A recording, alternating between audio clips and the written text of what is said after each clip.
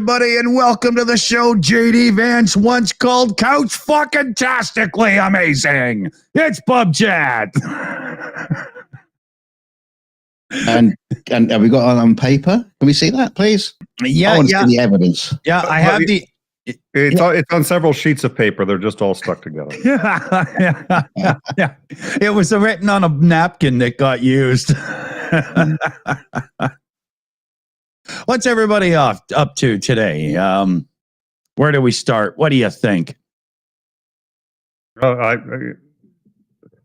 Me, it's like just working on like doing shit for the show, reaching out and talking to people, and looking at a pile of laundry, saying, I should probably get that done sometime within this millennium. But that's just that's a goal. That's not like you only need one shirt, and that's the one you're wearing on camera. And then we can, you just keep the stains out of you. You'll be all right.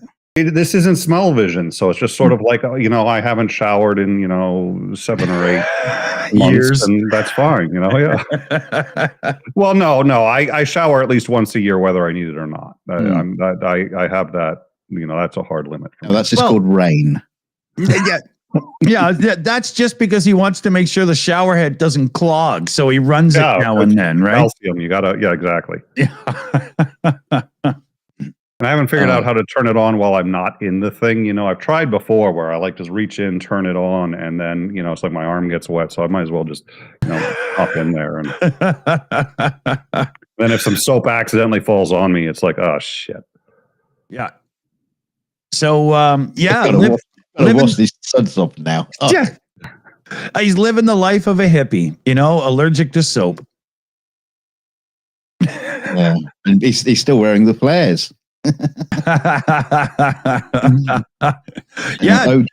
Yeah, truth be told, Nick has the world's greatest collection of bell-bottom pants.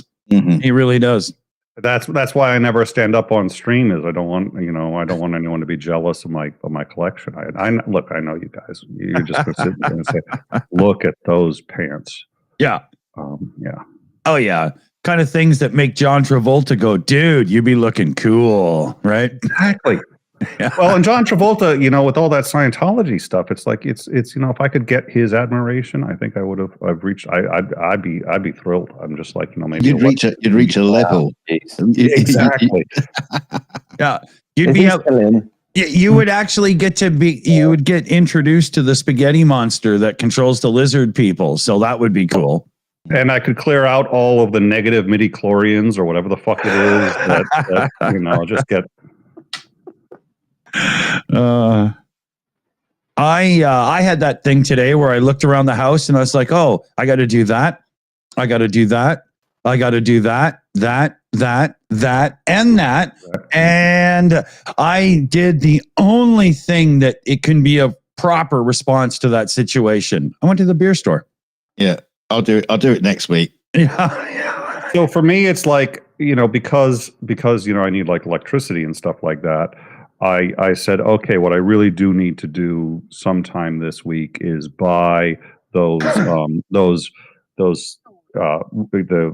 really, really strong cutters that can cut through the thing that they put on my electric box to keep the electricity flowing. So if I could buy one of those and restore electricity, I think I'm to that point. Yeah. Paying the electric bill, it's like that's already reached like that. That is national debt level, so I'm not even going to bother trying. It's like if you wanted me to pay it, you'd have made it reasonable. You could get yourself an Apple computer because they're more efficient on electricity. Yeah. All right. Listen, it's been nice. It's been nice. See, I'm leaving. Bye. I'm out. My entire computer sucks less juice than your graphics card. Or his mouse. What would be nice is if there was a host here that sucks less ass than, like, say, the average, guest on the show. But okay. I guess I got that one pretty well earned. It's funny though. I was just watching LT Linus Tech Tips do a computer build, and he was talking about power supply levels and how 650 watts seems pretty low these days. But he had picked Amazon choice parts for the products and ended up with an old Radeon RX 570 card or something ridiculous. The thing doesn't even get driver updates anymore, right? So, you said Dave was going to be here. Where's Dave? I don't know. Dave's not here. Okay. Well, you know, I think he's got the old XP desktop going there now. Yeah, I've seen him on the show, like intermittently. You bring him up every now and then on the show, and I was just hoping to see him today. But that's just an avatar. Yeah, he just wants to remember the good old days. No, just the old days. There was no good in it. Yeah, fair enough. Yeah. I would like to address rumors though, because I am working. Look at all these rumors blinding us every day. Part of Pennsylvania, and that just happens to be the place where Trump got shot. And we did make a joke last time I was on the channel about 4 months ago that I was off doing like missions, right? Yeah. So there is like legitimate, like tiny amount of evidence on the internet right now that can just point me towards that. It's just sort of, it wasn't me. Okay, I don't know Mark, the guy that did it, or any. Yeah. I would just like to add that Dave's a shitty shot, and never mind.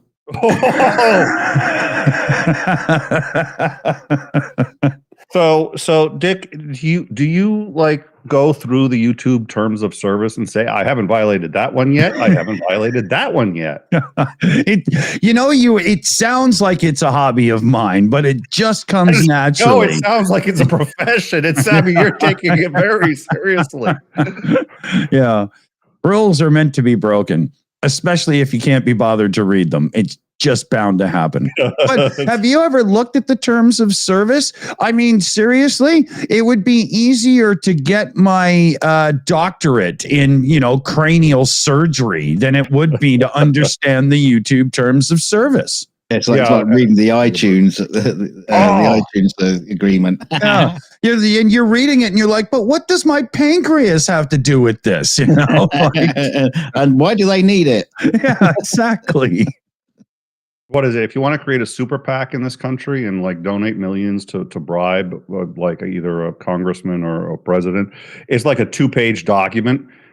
If you to actually create a super PAC, if you want to get get Apple Player to play, the terms of service that you have to agree to is like 300 pages long. I just want to play a song, man. I don't not bribe a congressman. What the fuck? Yeah, I'm pretty sure most treaties are probably less pages than. Oh yeah, totally agreements.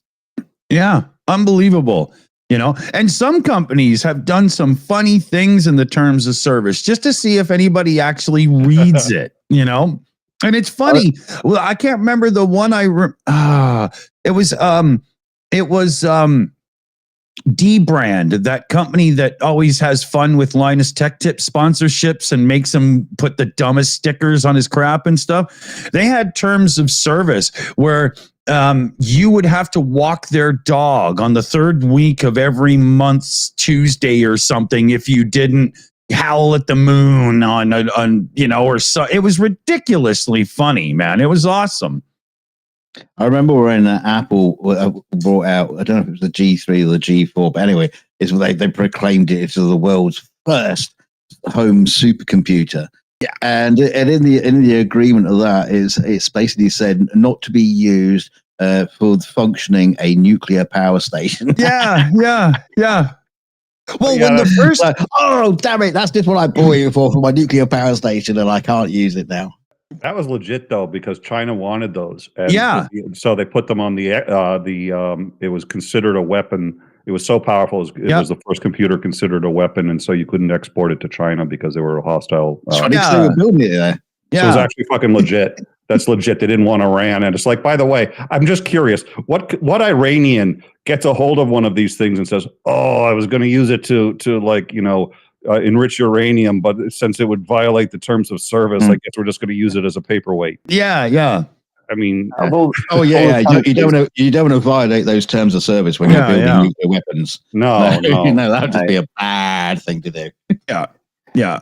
Oh, sweet 7433 is having a birthday. Woohoo! Hey, happy birthday, sweet. Cool. Whose birthday are they celebrating? Sweet in the chat.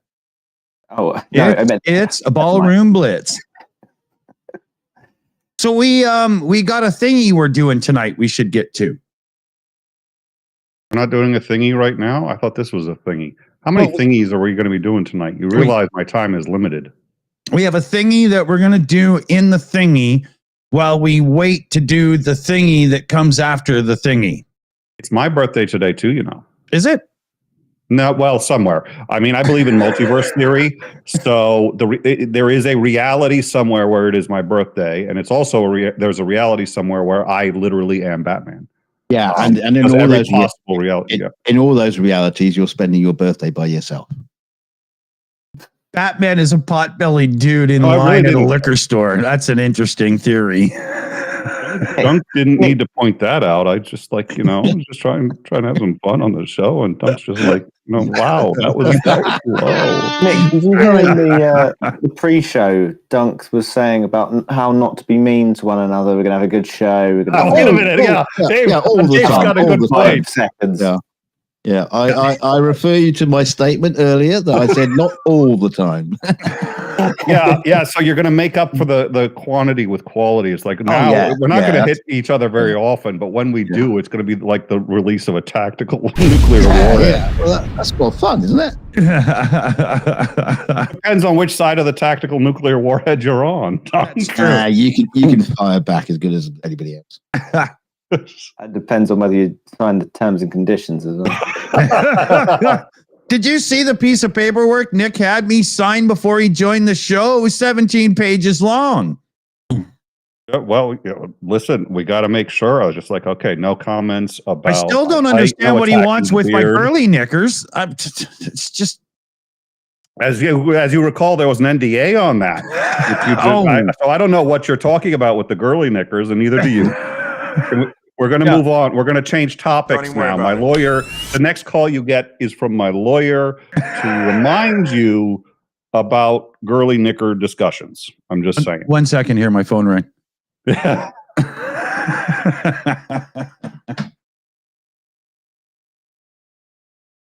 Telemarketer, something to do with a law firm. Never mind. So yeah, we have a thingy. So here's our thingy. I see if I've got this right. Hey, I got this right.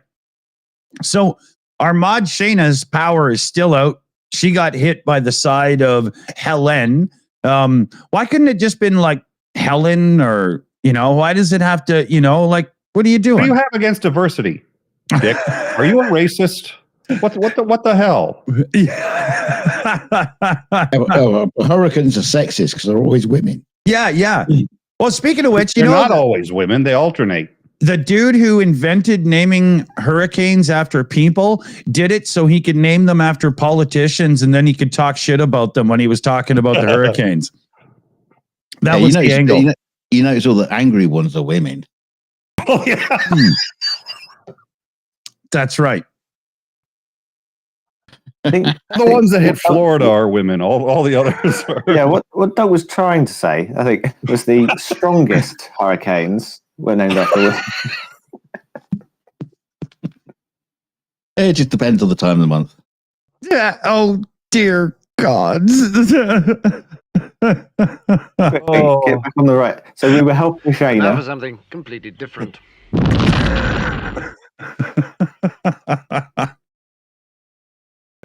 Okay, just for future generations watching this, including like my children who like Google their daddy's name and find this I don't know these people. I've never met any of these people. Dick, I owed a favor. This was made by Popeye. No.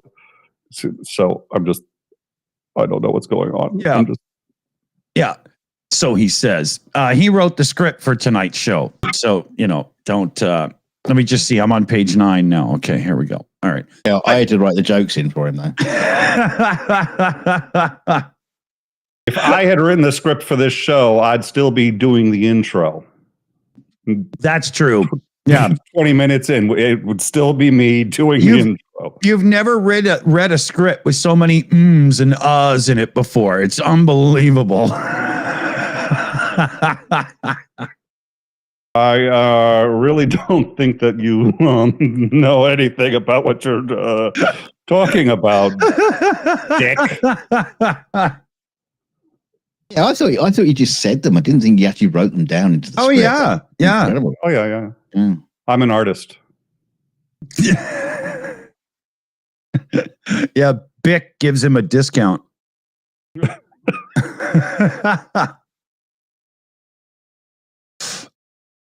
Okay, yeah, anyway, we're doing a thing. So as you can see on the screen, there's a picture of a hurricane.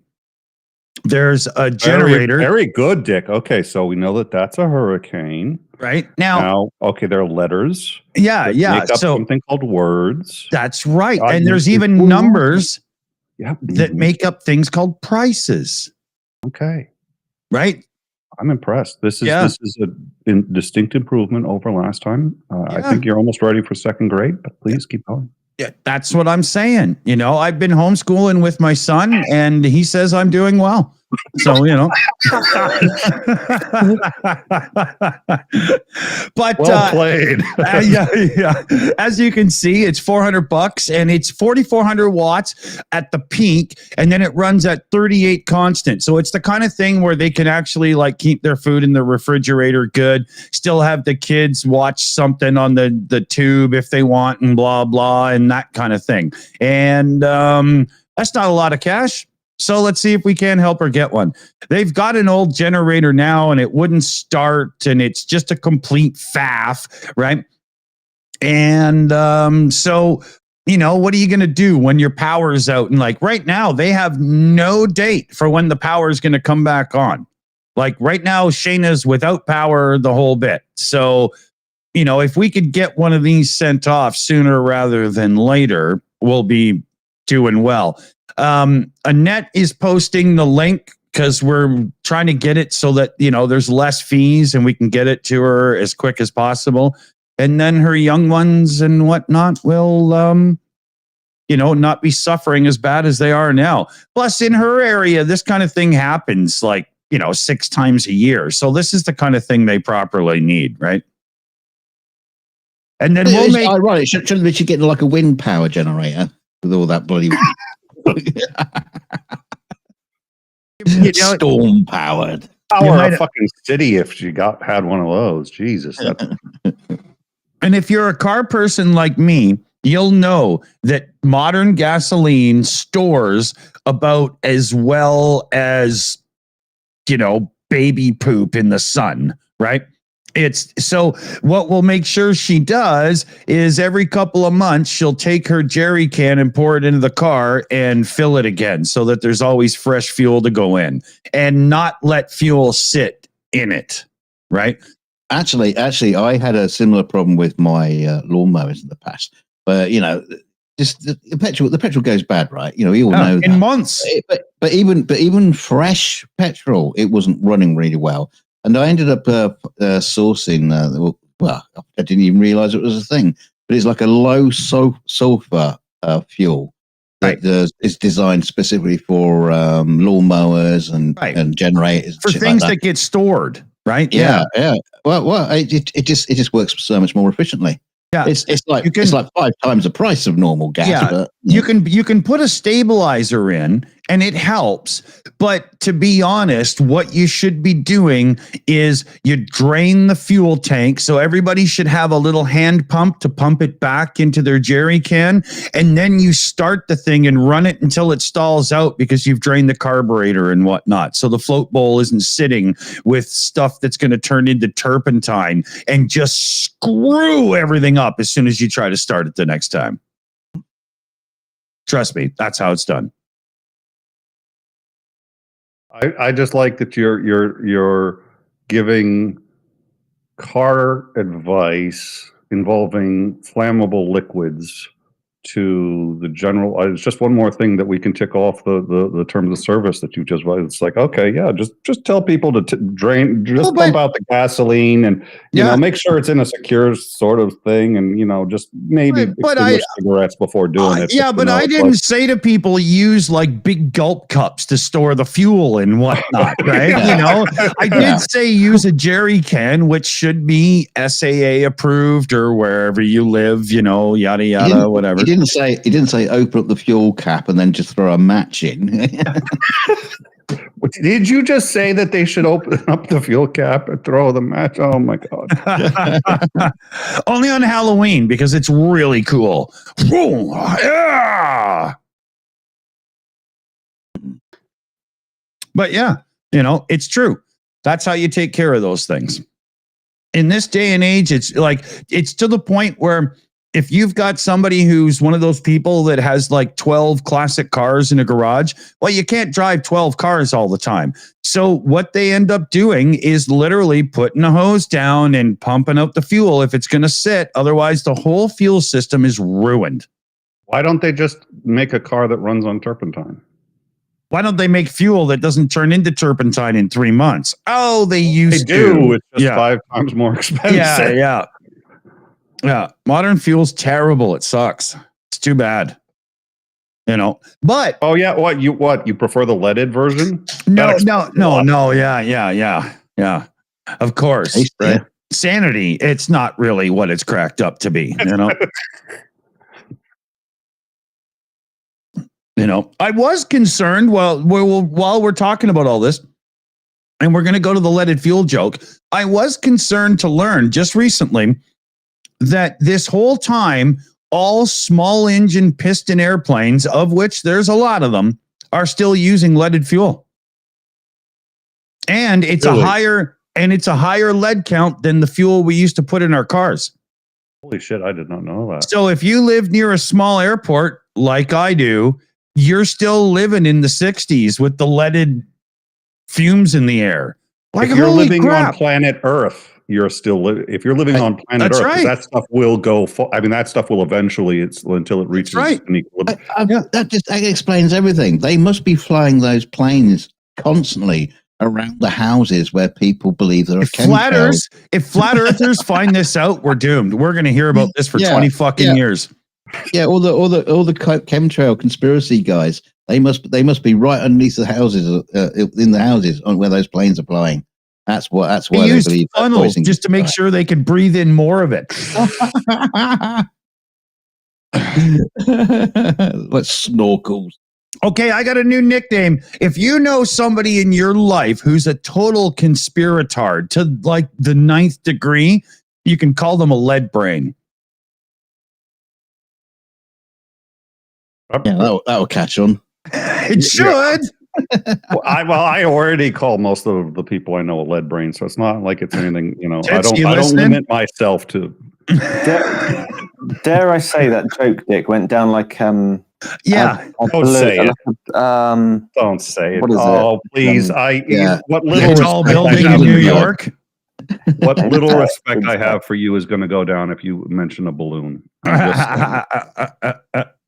It'll be gone. I made a physics joke recently that wasn't too popular either, but I thought it was good. Damn it. You know, I can't remember what it was now. No, I can't remember what it was. It must have been good. Yeah. I can't remember what I said 20 minutes ago. Fuck, this is just normal. What was it? The cop pulls Schrodinger over, says, you know, you were going over the speed limit. He goes, well, speed is relative. And he's just like, okay, wise ass, get out of the car. Go back, go to the trunk, pops open the trunk, and the officer looks in and says, do you realize there's a dead cat in your trunk? He goes, well, there is now. I like that. Okay. Dave, he's on the show again. There he is. You said he was going to be on the show. I've been waiting for him. Yeah, sometimes he only pops his head up when you ask, right? Well, that's why I said earlier. Oh, there he is. Hey, Dave, good to see you. He pops his head in whose ass? What did he say? Could it be Who in the live chat knows what that gag is and who doesn't? I want to know. Please don't ask. Don't ask that. Me. Oh, please don't ask that. Yeah. I already feel old. It's like, to me, that's not even old Saturday Night Live, though. That's second generation. Yeah. That's why I feel old, because there are people who don't know. I'm sitting there going like, I'm talking to people. I was like, okay, so I'm going to tell you a story, but before I tell you the story, I have to tell you something, which is when I grew up, the phone had to be physically connected to the fucking house. You couldn't like wander around with it. And they're like, what do you mean? Remember? Like, it was connected to the fucking house. Do you remember how cool it was when we got those phones with the longer cords so you could get away from the people in the kitchen?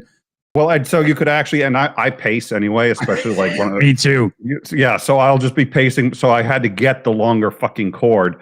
And then it's like, and then we have to argue over who left the cord out, and everyone's tripping over it. And they're like, "What? Why did you have to have a cord for a phone?" It's like, oh dear Lord. Yeah, I didn't think you had one of those phones with a long cord, because I thought you had one of those where you got like the earphone and the speaker. It's like two different sets.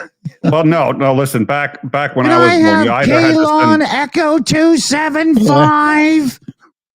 275. I don't think his phone numbers went up past 10. Listen, I am old enough to remember a time before phones. We had to do one of two things. You either sent a messenger on horseback or used a raven. Yeah. Smoke signals, my friend. Smoke signals. I remember when I was a kid, when I would go to visit my relatives in Prince Edward Island, they still had a fucking party line. And I remember that. Oh my God. Yeah. So you had if it was too short and a long for the rings, that was our house. But if it was two longs and a short, that was the people next door. And while they were on the phone, you could just pick up and listen. Yeah. It was a party line. It was crazy. Does star 69 still work? I don't know. I haven't had a landline phone for the entire life of my child, and he's 17. Does it work on like cell phones though? Can you like star 69 and the last person who called? I think if you tried that on an iPhone, it would say, "I'm sorry, but I am not a sexual device. Please try your code again," or ask your operator to help you. First of all, if you think the iPhone's not a sexual device, then you obviously have no imagination. Second of all, I'm not sure that... Wear a glove, people. Now, yeah. Well, yeah. I mean, but especially if the phone came from JD Vance. But... Couch-tastic.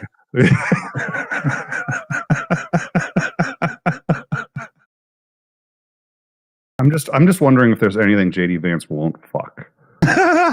His wife. Yeah, but that was contractually written into the prenuptials. She's like, I'm going to marry you only if.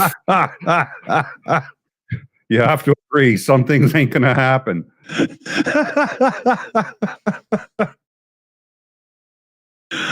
Oh, now that was funny. Oh, well, it's glad nobody here has any political views. As far as I'm concerned, everybody's fair game. It just depends on who steps up and does the dumb shit. It's not my fault if one side does it more than the other. I'm Canadian. As far as I'm concerned, I only care that Ukraine gets funded. Otherwise, you guys make the bed that you lie in. So get out and vote and make sure. Otherwise, fuck, you get what you get, right? I'm trying to like, I want to be younger, so I have to be angsty now and be just like, I'm too bothered to vote. Who cares who wins this election? I don't care. Oh, speaking of angsty, man, I just tried to watch 3 TV shows that had come along under my radar. And all 3, the angsty teen always got pissed off for the stupidest of reasons compared to what actually could have been. And you can tell the people writing don't A, have children, B, be have lives that mean anything other than dinner at 7, and like it was so bad. It was so bad. Okay, let me guess. The Acolyte. No, I'm too scared to watch that because I'm like my TV's big, so you can hit it with like easily by throwing things, right? So okay. So what are the 3 shows? Now I got to ask, what are the 3 shows? I watched I watched about 4 or 5 episodes of La Brea. It's a show where the tar pits in La Brea near Hollywood or whatever turn into like a sinkhole that has like a portal that goes back in time 10,000 years. Yeah, I've heard of it. Yeah. And I'm a sci-fi guy, so I was like, okay, that's cool. I'm going to check this out. And they instantly ruined it by fake family drama instead of, the writing was so bad. We got a place in the UK that is like a portal. You go into it and you go through like thousands of years. Called the Isle of Wight.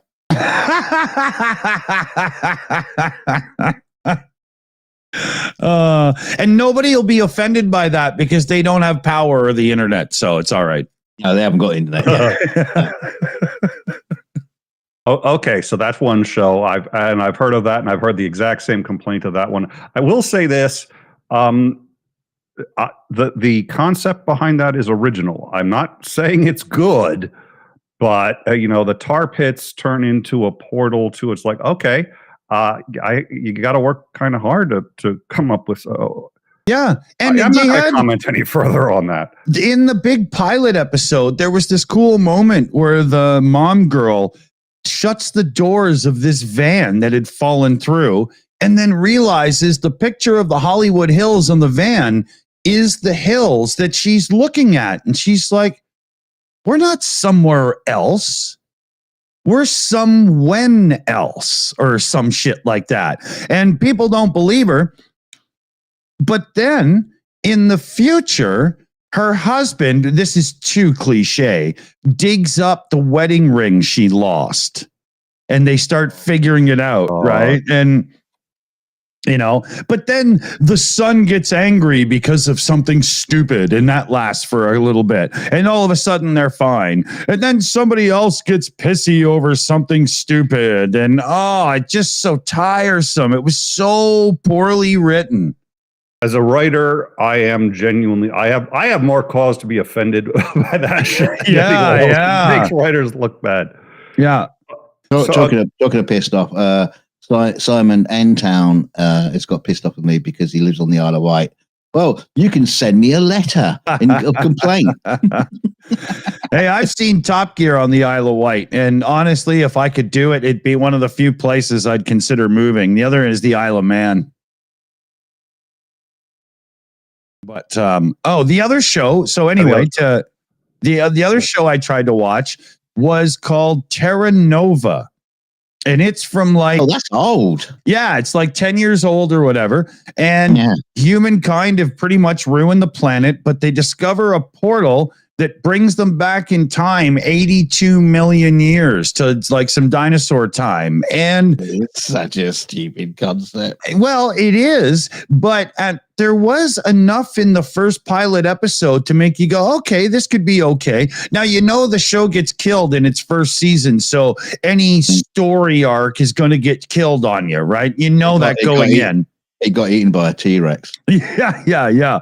But within like 3 episodes, again, they're doing these totally fake, the reasons for family drama and angst are so forced. It's not funny. And you can see why the show died, right? The writing is terrible. They had a really cool concept going on with building a new society, and then other people had ulterior motives and blah, blah. And it could have been something, but Earth 2. Oh, I loved that show, and they ruined it, man. It sounds like a ripoff of Earth 2. Yes. And that show was complex, and the plot was actually good. That show really could have gone somewhere, and it didn't get its due. I was choked. It had what's his name? He usually looks cool as like a dangerous long-haired dude and whatnot. You. Yeah. No, he's what's his name? I'm thinking Terry, what's his name, who was the bald guy in No. Lost. And no, I know that's Terry not who you're O'Quinn. thinking of. Yeah. Terry O'Quinn was in it. Yeah, And he was really good in that. Totally. Oh, he's good in everything, right? Yeah, he is. It had Terry O'Quinn. It had a couple of others. Terry O'Quinn's the one I remember most, though. Yeah, Betty Clan in the chat says Lebowski. Dude can look like Lebowski at times. He played General Eiling in the first couple series of the Flash TV show, and he's been on so many things as not quite the big actor, but he's always there. What the? Arr. I don't want to Google it because that's just an easy way out. I try to figure it out, right? That's more fun. I'll figure it out. Oh, okay, so is that 2 shows now? Sorry, I have a hard time counting over 2. Yeah, that's 2. And then because my son and I liked some of those Flash and Arrow TV shows, we tried watching the Stargirl TV show. And it sucks about as much butt as suck can suck. It was awful. Oh, the marketing made it sound like it was going to be good for my young teenage son and I to watch, and it's for 10-year-olds. So for me, I thought it was The Acolyte, and the writing on that was so terrible. The characters were so terrible, and I was sitting there going, I haven't had this bad a time since I got the full body cavity search going through Heathrow Airport over just what in my view was a minor misunderstanding. Small amount of cocaine, tiny bit. Well, that's it. That's it. I mean, I guess it depends on what you call tiny. I mean, if you're a Colombian drug lord, that briefcase full of the stuff shouldn't have really mattered to anyone. I mean, it's not like but yeah. What can I say? And then you hear the rubber glove go snap, and you're like, oh shit, I think I may have a problem. Yeah. And that was just a sniffer dog. Well, yeah, that dog. The dog looked mean, but I'll tell you, he was friendlier than you would have thought just by looking at him. Very warm paws. Got it. Yes. I had to look it up, but the actor I'm looking for from Earth 2 and other things, The Flash and whatnot, Clancy Brown. Oh, Clancy Brown. He was in Highlander as been in everything, right? Yeah. He's so good. I love him. He was the Kurgan in Highlander. Oh God, he is good. Yes, he was in it. He was really good in that too. Yep, he is good. Yeah, he's fantastic. Recently, nope, he's still alive. It looks like. Yeah, he's been in so many things. When you actually see his face, you're like, "Holy shit!" Yeah, there are so many. The one because I actually met him, Michael Ironside. Oh, cool! Yeah, Michael Ironside stories. That's a name though that most people do not recognize. You have to.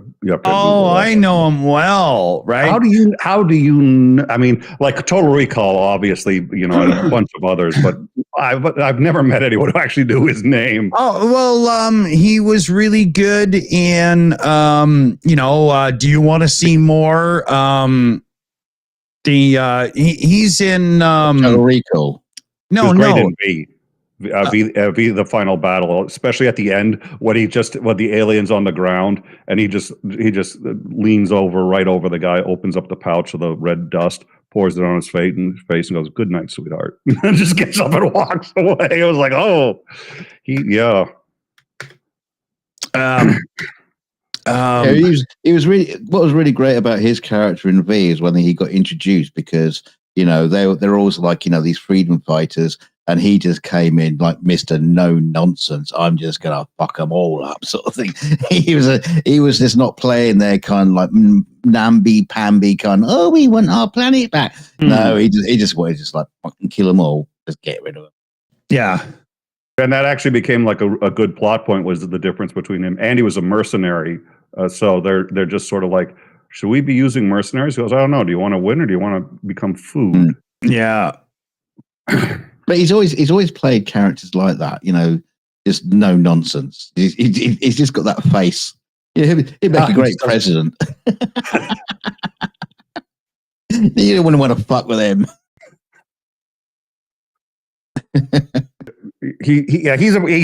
I have to say this. If I wanted a president who would negotiate with Putin, it would be President Ironside. Mm. That Mind you, I wouldn't dare vote against him though, because he'll come. He comes up to you and goes, "Why does it look like you've got the other candidate marked? It looks like you may have made a mistake there. Do you think you want to reconsider?" Yeah, everything you've ever done. Yeah. And I'm fully aware that for Michael Ironside, I was using a Clint Eastwood accent. Fuck off. Yeah. I bet he's a lovely guy, though. He probably has your lovely barbecues in the Hollywood Hills. He's actually okay. I used to do acting. I was in The Next Karate Kid. I was one of the second tier bad guys for that. There's a scene. All of us are standing up. I thought you played the log, the Karate Kid kicks. No, I actually wasn't. And the one that that Hilary Swank kicks and bursts open. No, that was that would have taken too much skill for me to just stand there and do nothing. We're doing this scene. Michael Ironside's yelling at all of us in his usual thing.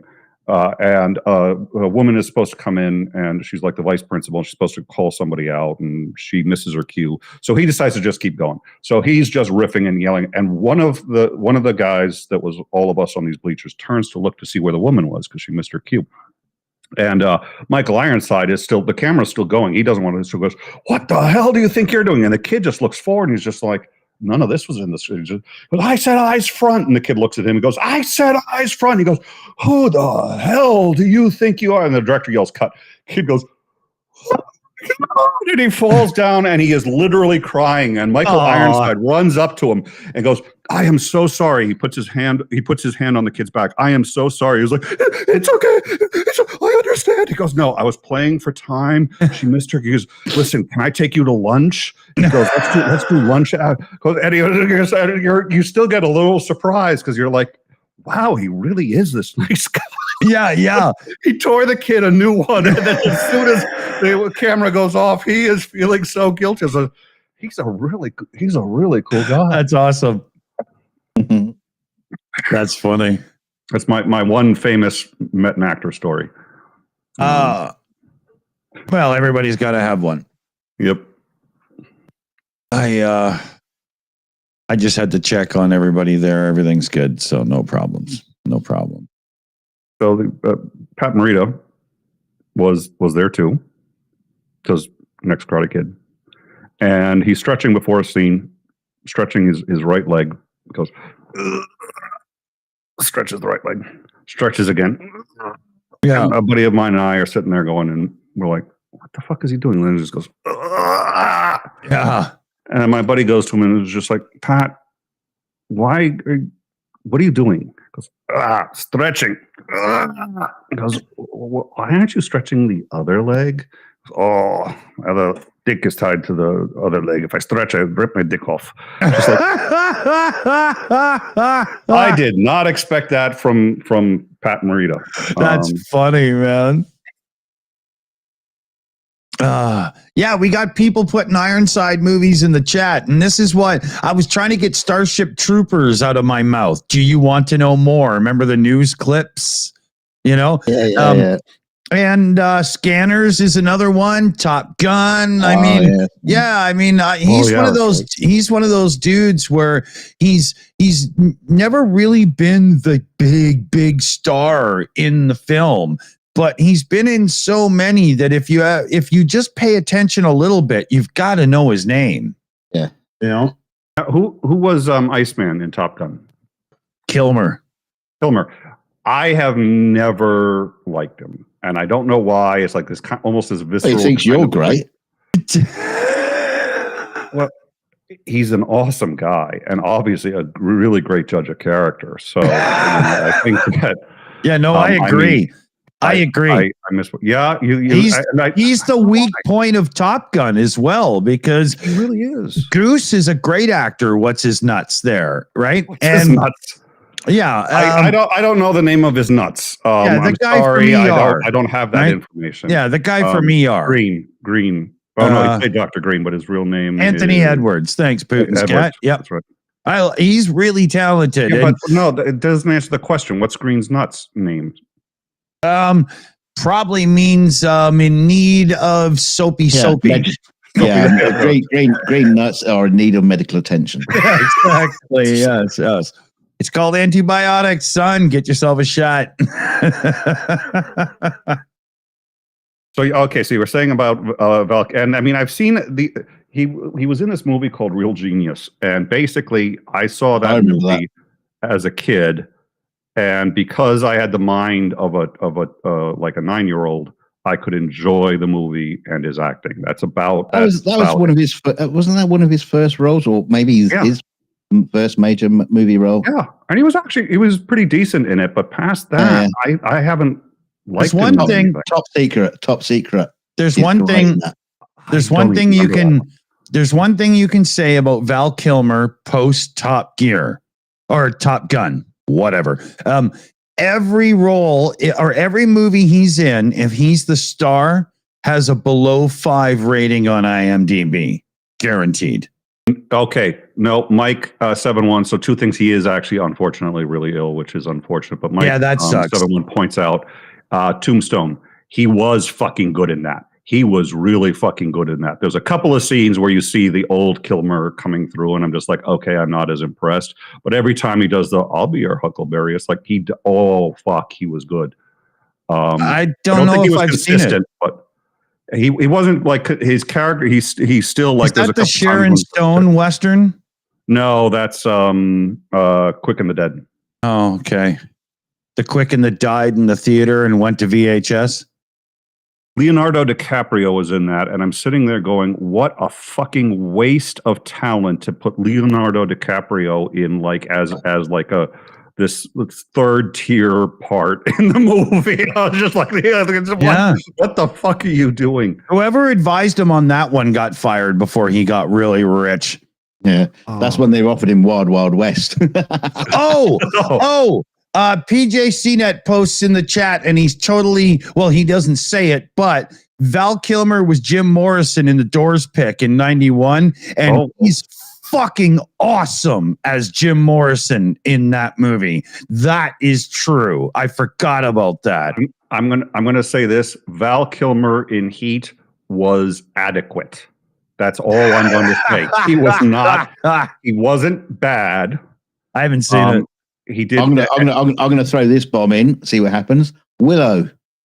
Oh, he was good in Willow as Mad Mardigan. You're right. He was. Yeah. Kaboom. Okay. Heat was a spectacular fucking movie. They had Val Kilmer on for precisely the amount of time he needed to be on. The parts that he did well. But he's on with compare him to Tom Sizemore in that one, or Pacino, or any of the others, and it's like he's Pacino wasn't in Willow. Oh, for Heat. Jesus Christ! But Pacino's on Heat.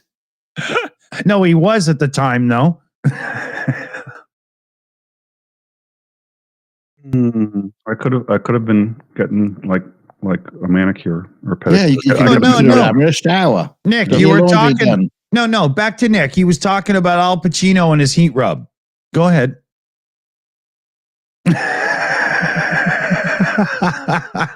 I'm going to be honest with the live chat. I actually pulled the plug on the audio and my camera, and somehow, because Dick offered to buy me a microphone, because I'm an idiot, I said sure, and he can actually control it through the video, and I can't fucking turn it off.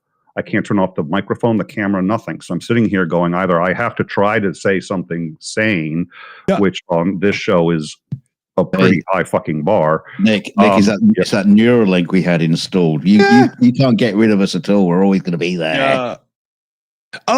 Wizard of Ooze says, why has nobody mentioned Val Kilmer and bat nipples? Bat nipples. I don't know why. It would have proven the point much sooner. That's an interesting one, because he might have made a good Batman. It's just the film just sucked. Actually, that's a good point. He really might have done that one really pretty well, but the writing was god awful. Oh, it was so bad. I mean, that movie should not have even made it to videotape, you know? It's terrible. And Nicole Kidman played this psychiatrist, and they start like psychobabble for each other to establish his credentials as, being really intelligent. It's like everything they say, it's like if you don't even have to know, you don't even have to have heard of Freud to know that everything they're saying is made up. It's utter horseshit. It's like that script literally, I think, started out as a Mad Libs. Yeah. And somebody was just tossing in and then Batman takes the banana and I had a hard time with those Batman movies after Michael Keaton because nobody held a candle to his Batman. Not even close. The George Clooney movies, I mean, seriously, you should have just animated that crap. That's...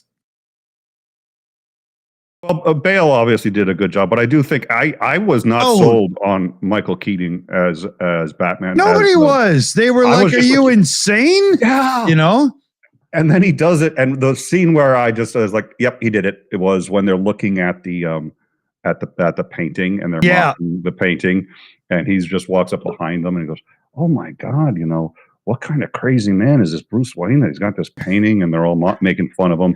Yeah. And they said, "This must be a painting from, whatever. And he goes, "No, actually, it's from." He goes, "How do you know?" Because that's where I bought it. Just like, boom. I was just like, he owned it. Done. Yeah. Yeah.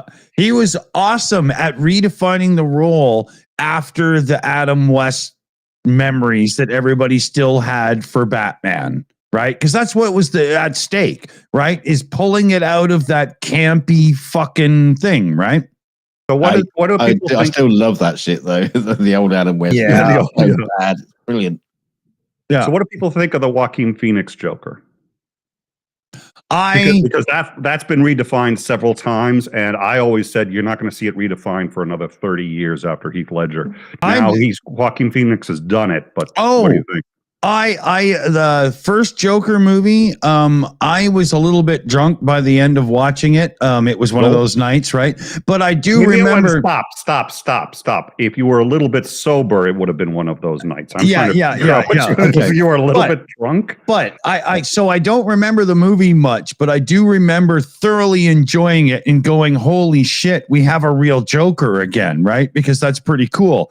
I haven't seen the new stuff, but that Robert Pattinson, the Batman movie, I watched that, and I think it took 3 watches because I passed out a couple of times and I had to try again. I was not impressed with this, sort of not gothy, but more what are those whiny kids? Teenage angsty, it was.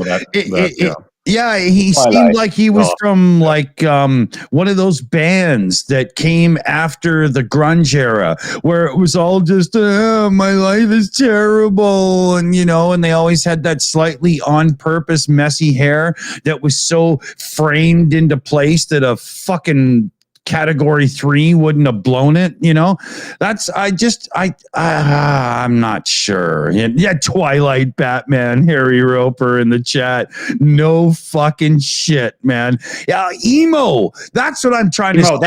That was the word. He's a fucking emo Batman. Emo Batman. I don't see Bruce Wayne as an emo punk. The thing that frustrates me about all these franchises is we talk about all the different variations of Batman, Joker, Riddler, any of them, anyone who's played them. It's we shouldn't be talking about it in our lifetime of 20 different fucking variations of the same fucking thing. That's true. It's not taking a 1950s version of a movie, then making a remake in the 2000s or whatever. He just goes in there. No, we had a Batman last week, and now he's a different Batman. And there's another new Batman, and next week it's going to be a new Batman. It's no, you don't need it. You can set the cycle of reboot by Christmas and Halloween, because it doesn't even last a year now, and they're just restart the franchise. No, basically the Hollywood accounting cycle. That's what you're talking about. I think what they should do is deliberately from a like comedy perspective, change it like halfway through the film and see if people notice if the actors have changed, and then they can just start on the bad guy, play the good guy, and they can say, "Wait, hang on a second." Yeah, They'd like walk into a room, and then it'd just be a different person. yeah. I'm not being funny, Dave, but I feel like they've already done that. Yeah. Yeah, they do blend together a lot. Yeah, I did like the Patterson one for a couple of reasons. First of all, in It's my good view, and dark. well, and the bar was so low because I said, really? Patterson, as I was like, no, this movie is going to suck no matter what you do. So if it's Why didn't Why didn't they hire Eric Idle and just be done with it, right? You know? And then there weren't a whole heck of a lot of fight scenes, but the ones that were there, he committed, and it was I thought well done. And then he what was the other? I liked the more realistic take on like the Batmobile and on a few of the other things. I mean, the Batmobile actually does catch on fire, and then he's got the bat wings that let him fly, but he still crash lands and like rolls. And it would have killed him. So it's just like you lost the realism there, but it was still nice that. And so I gave the emo a little more leeway. I mean, the emo feel more leeway because I said maybe this is setting up. This is the young Batman, right? And he is. He's like, I am vengeance, and by the end of the movie, he's going to learn to grow the fuck up, and that's kind of where it went. So if the second one ends up getting rid of the emo shit and he's more of a grown up, then I'll like the first one more and I'll believe in the arc. But that's yeah, I'm scared they're gonna open the next one with him having frosted flakes. It'd just be like, fuck, you know. He's got to grow up, man. You know? And doing the Twilight thing like I'm a virgin. Oh God, it's like. How long do you think it's going to be before they do a gender swap? And I don't just mean doing Batwoman, but Batman. No, I know what you mean. Batwoman. Yeah. But that's Batwoman. I don't think they're going to. I don't think they're going to. I'm looking forward to really seeing it with Thor. And there's precedent for it in Thor anyway. I don't know why. I don't think they're going to do that with Batman. What, instead of Thor, it's Thur. Well, if you go, shit, I am pissed at how long it took me. I mean, it actually took me like a second. Yeah. If you go through the comic book history, there's a history of a lot of female versions of characters and stuff. So it's not odd for that to happen. But in other areas, they've done some strange swaps, and you just can't help but think, you can just use the same basic premise for a movie, but give it a new title and a new script and stuff. I mean, that literally happens every year. Why do you have to use the old property to try to make sure that people like it? Just let it stand on its own as a new thing. I don't get that. You know, why? Money. Yeah, because they've already got the rights to it. They can do what they like with it. You know, but look at it this way. Tomb Raider is just Indiana Jones and whatnot, blah, blah, yada, yada, right? But it's not Indiana Jones, but rebooted with a girl. It's just fucking Tomb Raider. Right? Well, yeah, but Tomb Raider was a franchise, though. Don't forget. That's why it's a built-in audience. You know that however much money you put into it, there's still the percentage of gap for people who are actually just going to show up no matter what. There's a greater chance you're going to make a return on your investment because there's already a built-in audience. So it's about reaching everybody else, and it never works, but they try. Yeah, and I mean, you know, there's a history of like female detectives in British literature and television as well. So you don't have to make Sherlock Holmes a girl. You just have to make a good character for a girl to be a detective. The best example of that is, in fact, there was I think it was a mini series with Sherlock Holmes had a sister. So it was Moycroft, Sherlock Holmes, and the sister. And the sister was basically also their equal. And so Sherlock Holmes and Moycroft are a character in this. And the sister's younger. So she's like 15 years old. Enola Holmes? Yes, that's it. That was it. Yeah. What's her name that did was good. Stranger Things, did the 2 movies, and they were fantastic. Yep. You know, I loved them. They're fun as hell. My son and I had a great time watching those. Well, yeah, at the same time, don't forget that they were still clinging on to the Sherlock Holmes franchise. Sure, but they did it properly instead of just, flopping people around, They didn't try to retcon. Well, I shouldn't say that because it is a retcon, right? Because in the Sir Arthur Conan Doyle's, but they didn't retcon the character. They just expanded on the universe that was already there.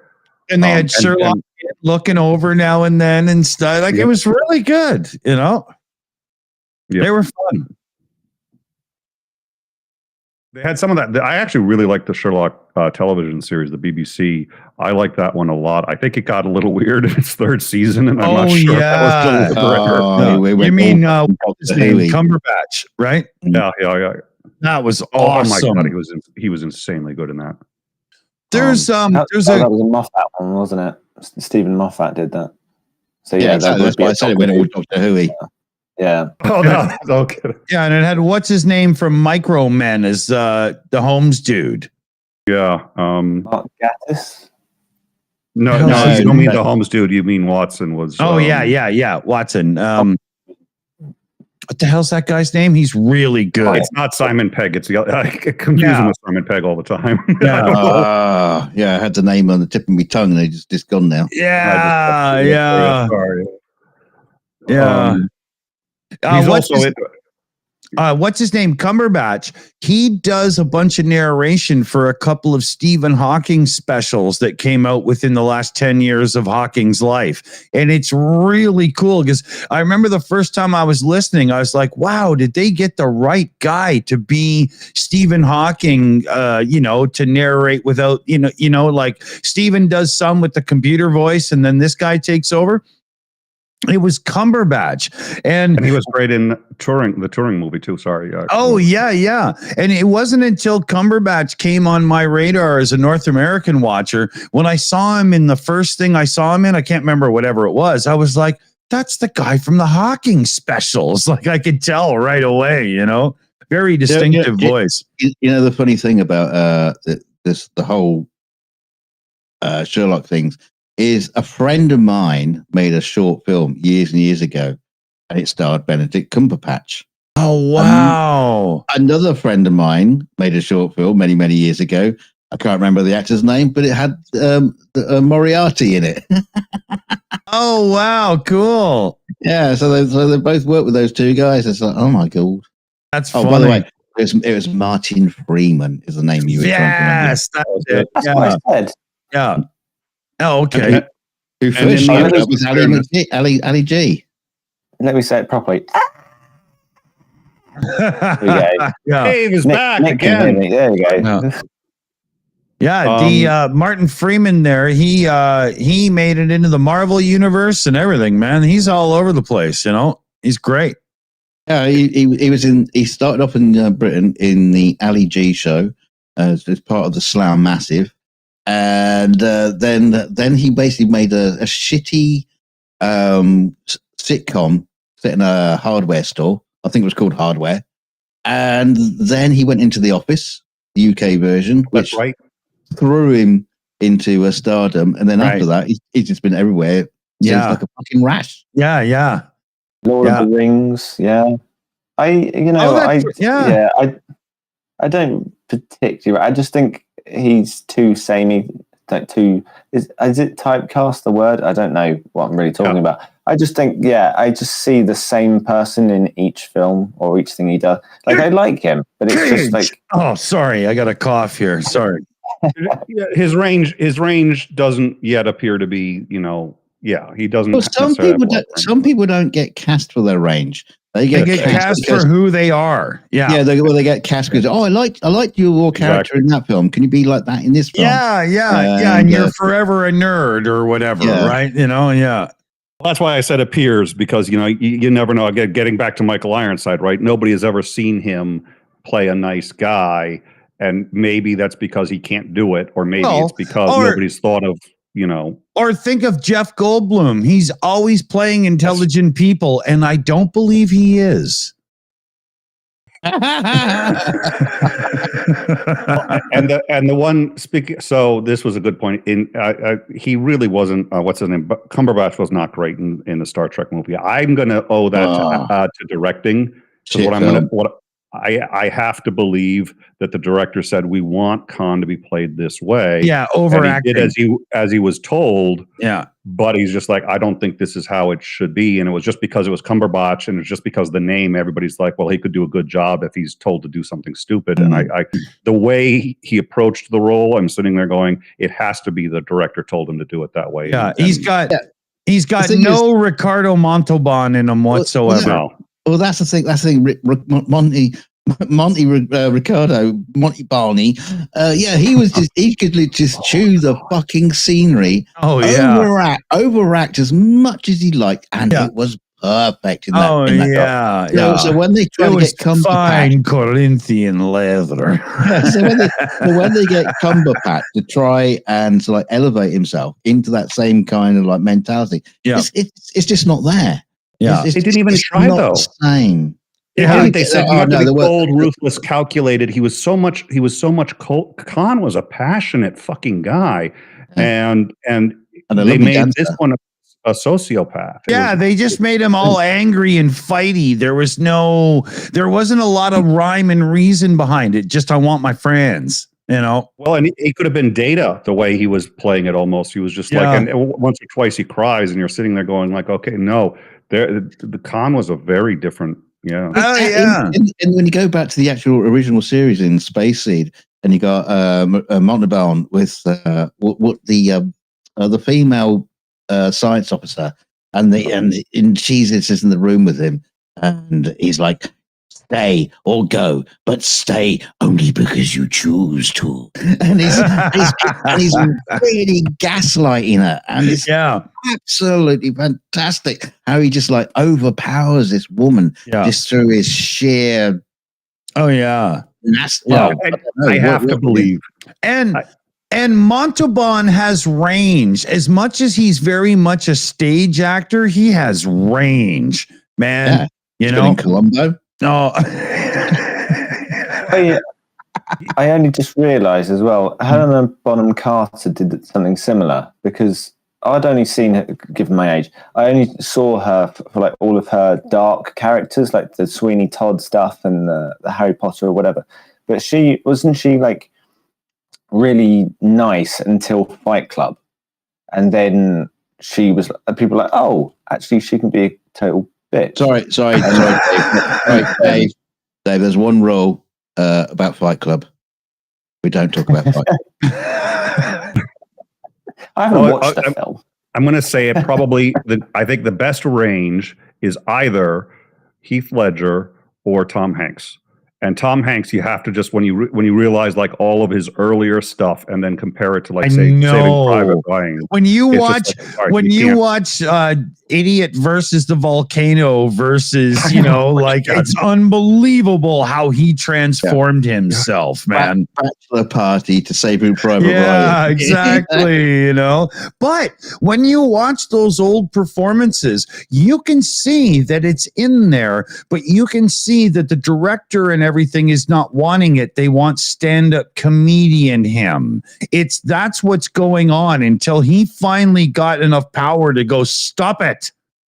Well, right? and even like the really good Splash was, a really good comedy. It wasn't just a, that's right, comedy. And he knocked that one out of the park. And there's a couple of very serious, even dark scenes. So when he's and Big was unbelievable, man. He showed everything he's got in the tank in Big. That's where it really starts for him, I think. I would throw Robin Williams into the same pot. Yes. Yeah. Especially played. Yeah. Okay. I'm I like the idea, but I'm not sure I'm there. I think he did. Good Will Hunting obviously knocked it out of the park. Vietnam. Dead Poets, I love. Dead Poets, I love, but I was not as impressed with his skills there as I was in Good Will Hunting, and he was himself for Good Morning Vietnam. Yeah, but he was playing himself. Yeah, but there was a few moments in the movie where he didn't just get to be happy-go-lucky him and stuff. It was the start of people going, "Oh, wait a minute, is there more?" And that's where it starts for him. He did do pretty well in the one where he plays the guy with the photographs. He works at the Walmart, and he's the guy who takes photo booth. Yeah. And he even really competed well with Al Pacino in Insomnia. I don't know that one. Yeah. I think we had it was called Awakenings over here. There was Awakenings too, but Insomnia with Al Pacino was the one where Al Pacino plays a cop who you're not entirely clear if he deliberately or inadvertently murdered his partner because his partner had evidence that he had been doing something. And they're after a psychopath in Alaska, but they're in Alaska during the 2-month period or however long where it's all day. It's day the entire time, even midnight. And so he can't sleep, but it's whether he can. And then he gets the calls from the killer, which is Robin Williams, saying, is it that you can't sleep because of the day, it's always daylight, or is it because of the guilt that you really did do this on purpose? Because maybe you and I are the same. And then the killer actually hides the evidence implicating Al Pacino. So now Al Pacino's going after Robin Williams, who's a brutal murderer, but who also has deliberately saved Al Pacino's hide. Right. So that was Insomnia. It wasn't a great movie actually, but that Al Pacino and Robin Williams held their own against each other on that one. Let's do a couple of shout outs here. So first off, we got the Weasel with a super sticker in the chat. Woo! Thank you. And then we also have from UTV and Ham there in the chat, a direct drop in, $25 as well, for your discretion from UTV, Slava Ukraini. Heroyam Slava. Good words. And awesome. Thank you. I know exactly where that will go. And what we're doing tonight is we're also doing a fundraiser to get Shayna a proper backup. So her and the family aren't screwed when Mother Nature decides to, fuck over their place and where they live with awful, disgusting weather that ruins everything. Oh, this was a good point in the live chat. Some of the best range I've ever seen. Okay, so some of the best actors, I guess I'd have to say, definitely Heath Ledger, Tom Hanks, and Pauly Shore. You just can't, when you're talking about range, Pauly Shore can just go from... You mean range as in how far you could shoot them out of a fucking cannon? Because... how far he can walk. When under gunfire. Yeah. Oh, dear Lord, Pauly Shore. I really thank you. Now I'm traumatized. I did not need to remember any. I thought Pauly Shore was buried beside Carrot Top. I already thought that was done, right? Although Brendan Fraser has he resurrected really well his career. Yeah, he's done pretty good. Yeah. All right, I'm going to need to get going. So is there any chance I could see Dave real quick before I go? I don't know. Dick, do you think you can arrange it? I think look. Get Dave. No, I mean the real Dave, the screaming one. Oh yeah. Okay, here. Proper Dave, right? Dave, bye, Dave. Good to see you. All right. I got to say bye to Dave. Thank you for that. So I'm going to go. So a couple quick things. One quick thing. Only two quick things before I go. Remember what the donation's for, and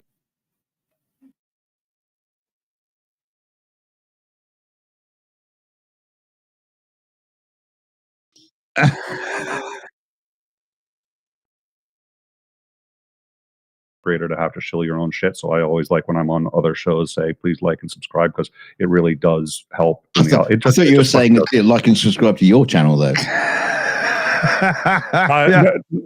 Well, I mean, I'm sure there are plenty of delightful people in the live chat, but I'm afraid if I say what channel mine is to get people to subscribe to it, I'm just afraid that like some of the people on this panel might go into the live chat. So I think it's just not worth the risk. I have a reputation to uphold, so I can't say my channel. My channel is so good. I pay mods here not to mention its name. It's back in time with Nick Suter. But no, the real reason I always say like and subscribe when I'm here is, well, I promised Dick, I whispered into his ear that I wouldn't tell anybody why. So I guess I'm just going to have to I'm going to keep that to myself. But Dick and I know why. Yeah. And anyways, thank you guys so much for having me on. It's been a delight. And everyone, he'll tell us what you said when he said when he gone. So.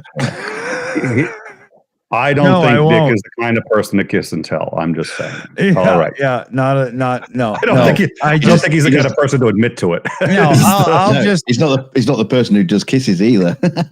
I'll just say thank you very much, buddy. It was a very good day indeed, and it was great to hang out with you. Thanks for joining us. Great to hang out with all of you. Dave, good to see you again, and later. Always, yeah. Take care, my little friend. Take care. And off he fucks. Yeah. Into the sun. Ah, yeah. So now we can talk shit about him. Yeah. Yeah.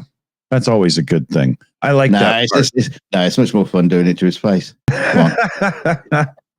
Yeah, you're probably right there. You're probably right. Where do you want to head to now? We got an hour and 20 minutes in. We got lots of time left. No problem. Why don't we head to Funky Town? Let's all get down to Funky Town. Yeah, I remember that song. Yeah. The big guitar part is just one chord played with a little style. Down and down. Yeah. Debating as to whether I should bring up this topic with Dick, but why is old music better? Tell you what, you should see the video of Funky Town, and you'll watch that and go, "Oh, I remember why it was better." Yeah. Okay, so I'll try to give the condensed version to this answer, but all right, I'll go only 8 hours. Yeah. I'll just start a roast dinner. Yeah.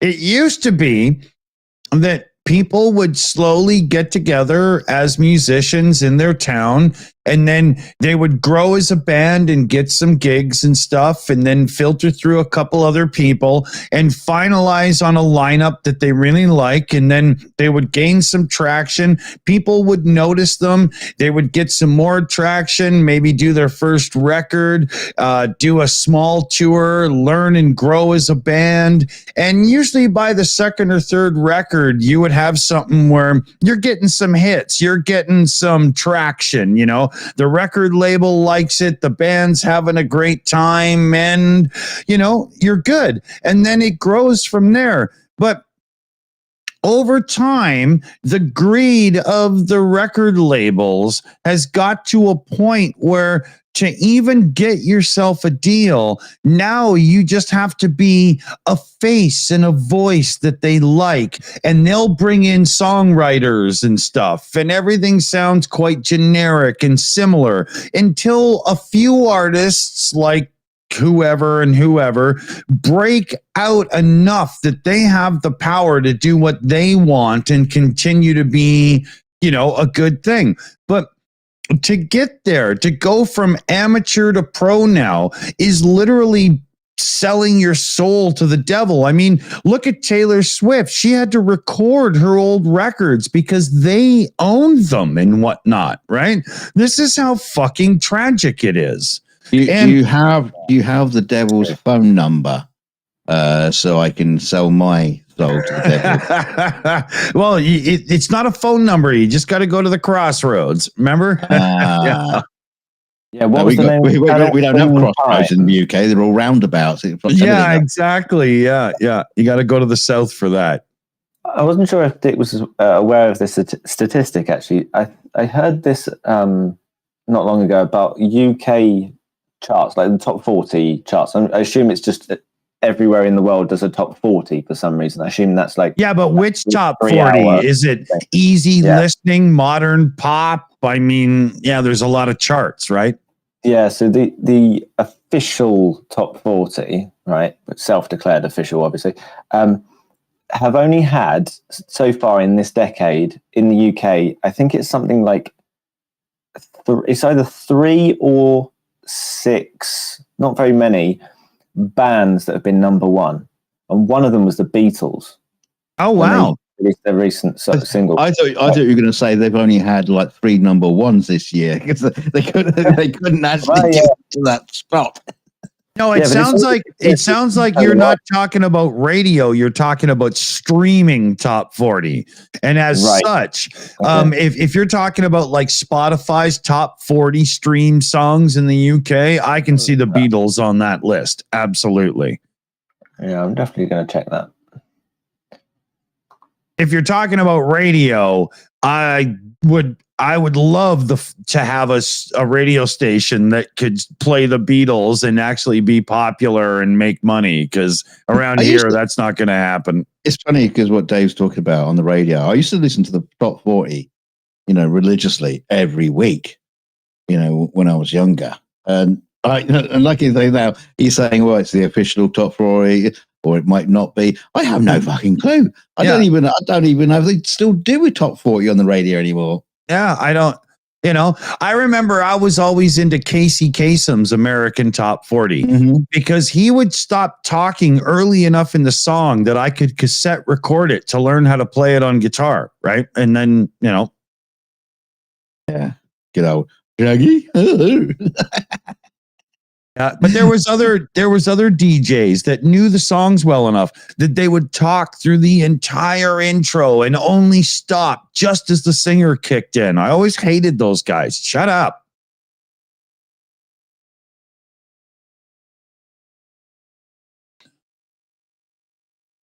Yeah, okay. Well, Dave's looking it up. I'm pretty sure he's talking about Spotify. That makes sense. Wolfman Jack, I loved him. He was awesome. Oh, this is amazing. So I'm going through them, right? One of them was the Beatles, and one of them was Wham, a Christmas song that they did forever ago, right? This is the lack of bands that are coming forward. It's amazing. Wow. Interesting.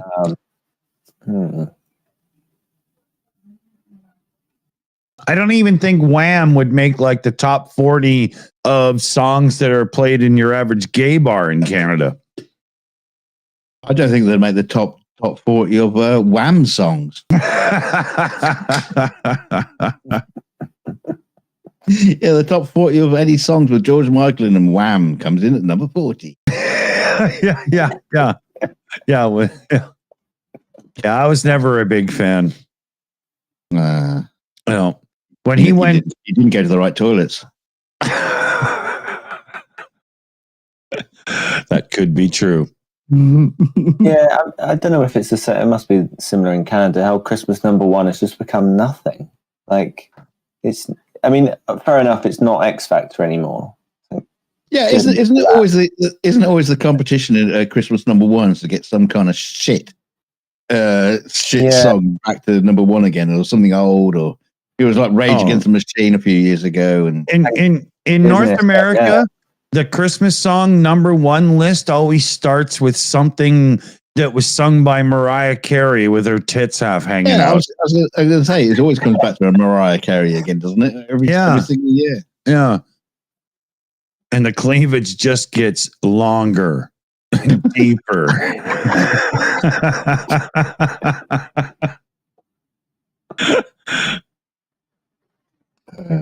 I thought you were talking about Slade.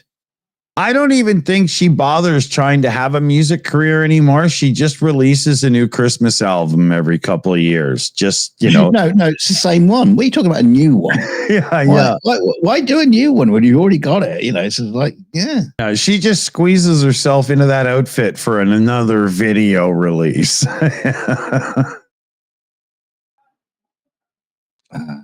That's always it's always been a great thing for bands, though. Just to have like that, just like that recurring check in the post every year.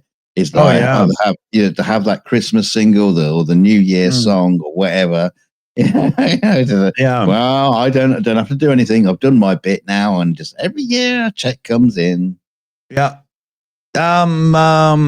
Twink in the chat says, "Remember Biff Naked?" Yeah. I actually got to smoke a little reefer with her on what was it called? One of those tours that went across Canada with a bunch of bands. It was pretty cool. She was all right. She was cool. I didn't get to know her anything. It was like 10 minutes, right? No. Was she always naked? Yeah. I don't get the name, but she was like a tattooed up, total rock and roll kind of girl, you know? Yeah. Dirty bitch. One can hope. Well, like you said, you only had 10 minutes, so yeah. Probably all you needed. Yeah. No, it wasn't a Warp Tour, Heather. It was God damn it. More I'll try to remember. Was it like the Freedom tour? No, you're not helping because you don't know the names. You're just being a dork. It's my job. Yeah. Name some of those 90s tours that went around with like Our Lady Peace and bands like that. And what was that the band that did like punk kind of songs, but they weren't really, and they got really popular? Green Day, like bands like that were on. I remember the Tea Party were on the tour, but the band that played before them were always better. And it was funny. What the hell was it called? That's never good to try to follow. Yeah. The band has got everyone kicking and dancing. And like, and now it's us. Yeah. Boo. Actually, I think it was Green Day that led to the Tea Party, and Green Day always blew everybody away, and people would leave during the Tea Party. I think it was Green Day. It wouldn't surprise me. Yeah. Because they were doing that. No. Like it was early in their career and they were just huge, right? Yeah. Green Day were rocking. Yeah, but it was a Canadian tour. So they had the Canadian band, the Tea Party, be the closer. And half the crowd would leave by the time the Tea Party had done half their show. Oh yeah, that's perfect because you want the audience to filter out slowly. You know, parking's a problem. You got to get your car and get out. So that's the time to leave. Yeah, you're not wrong. What was that fucking show?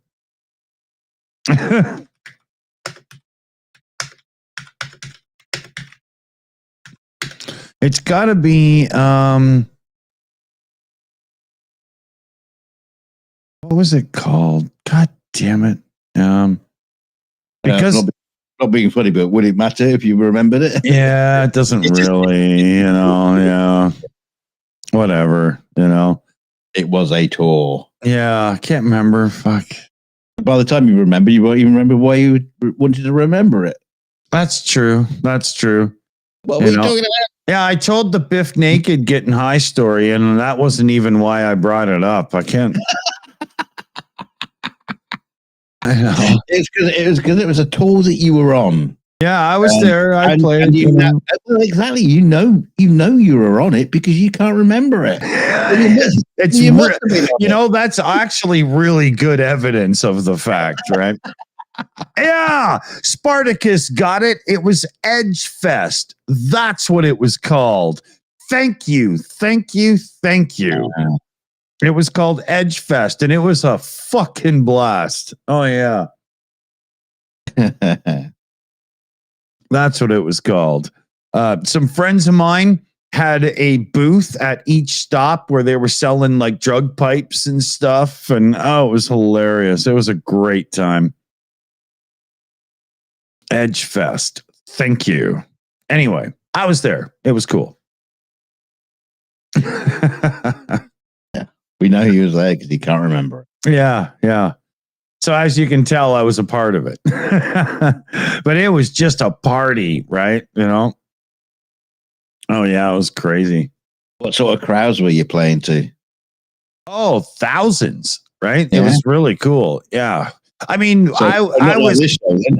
Yeah, I was in one of the Friday day bands, not big Saturday night band, but even still, there would have been 4,000, 5,000 people watching us, It was cool. Just coming in, meandering in. I barely knew, I was hired in because somebody else was a drugged out asshole, and I was just dragged on at the last minute, just I can learn the songs. Holy fuck, figure them out quick, dude. But I did. It was fine. It was good. I can fly. I can fly a plane. Yeah. It's like Randy Quaid in Independence Day. Actually, it was very close. No, but I mean, at that point, I was already the kind of guy where I could hear a song once, and by the end of the song, I was playing it. So it was, and these were just like rock songs, bar chords. It was nothing, right? Yeah. Once you got the hang of it, it's not entirely hard, I suppose. Yeah, but I got paid pretty good. I remember that part. I got paid well enough that I partied my ass off to the point where I barely remember, but I came home with a bunch of cash. So it worked out. It wasn't yours. Got no idea where it came from. So we were all partying so hard we didn't even notice where the money went. Yeah. I came home with 7 wallets, all kinds of ID. He was just going around to all the tables at the end, drinking all the last little bits of beer out of all the glasses, just trying to get pouring. Oh, so you've read documentaries on rock and rollers of the time? Yeah. He just remembers minesweeping at the weddings when he was a kid. Yeah.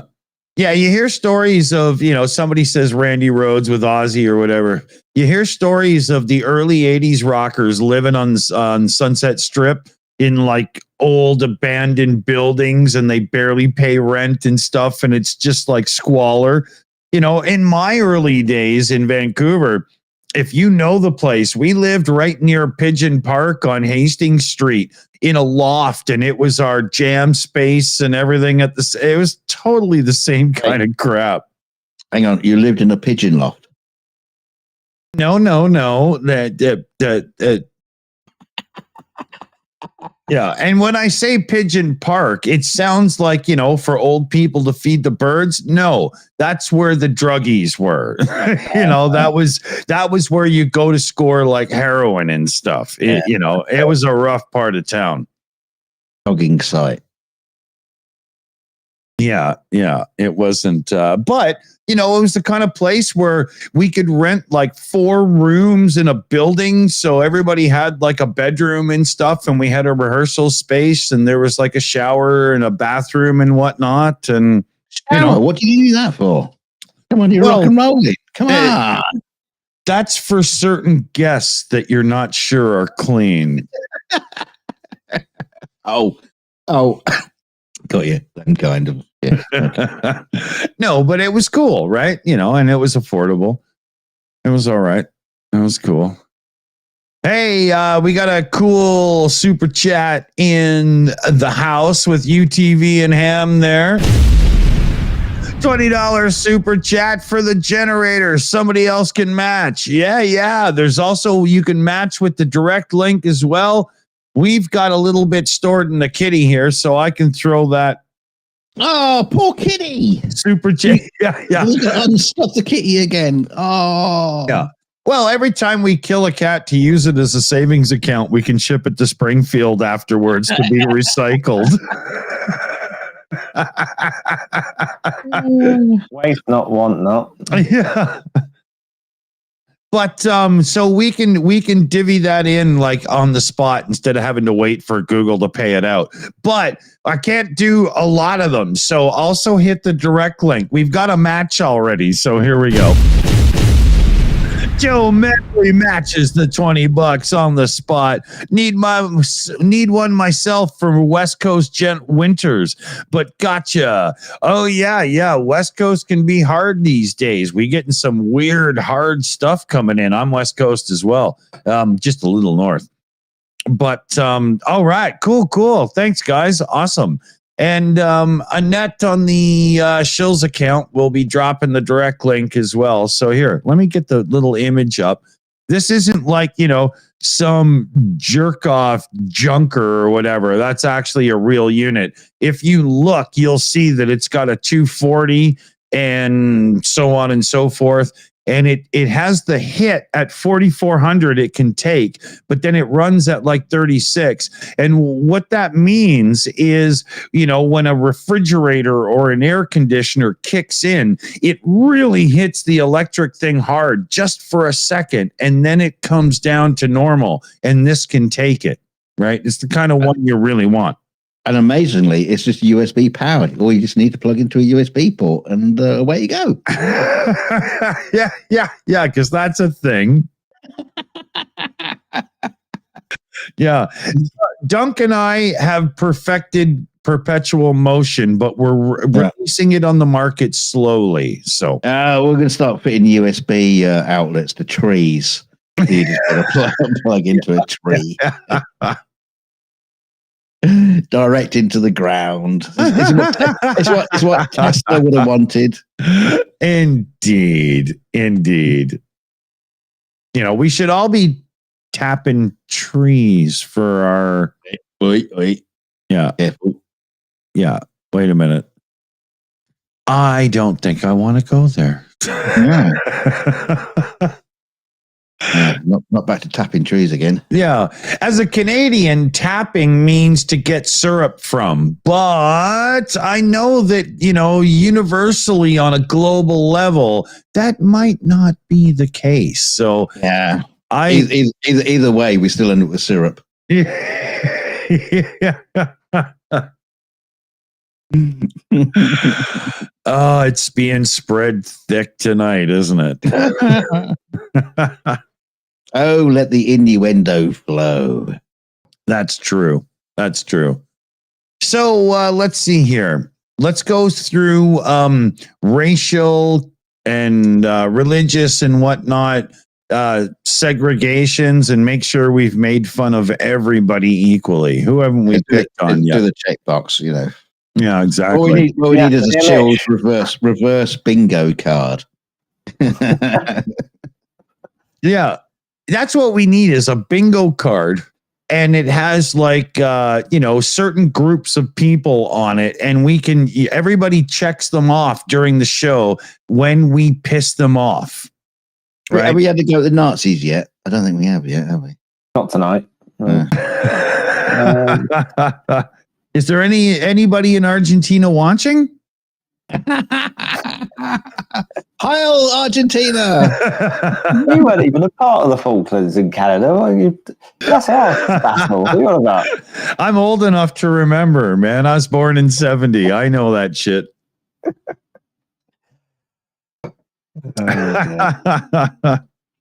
Oh, okay. So there's a whole third of a continent we just pissed off. Who else can we go for? Wasn't it? Hang on. Talking about Argentina, wasn't it?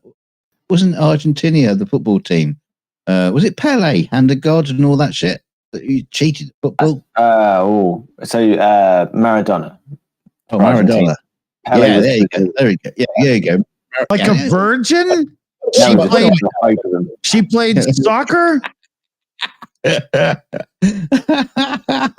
Wasn't Pele? Gone. Internet's gone.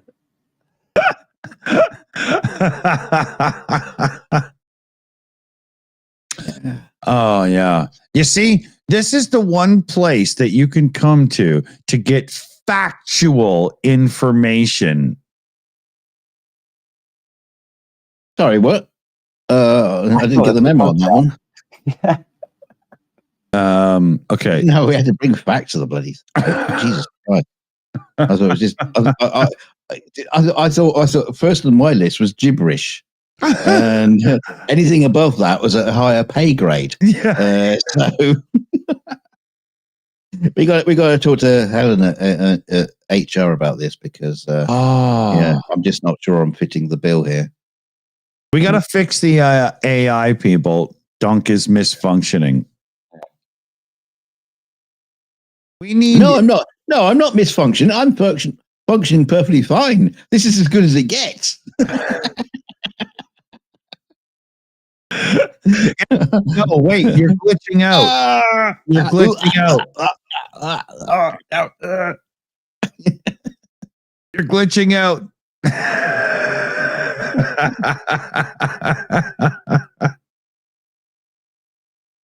Now, I've told you once already. Do not fuck around with my avatar. All right? Because I know people who know people. Know what I mean? Know what I mean? You're only supposed to blow the bloody Dawsons off.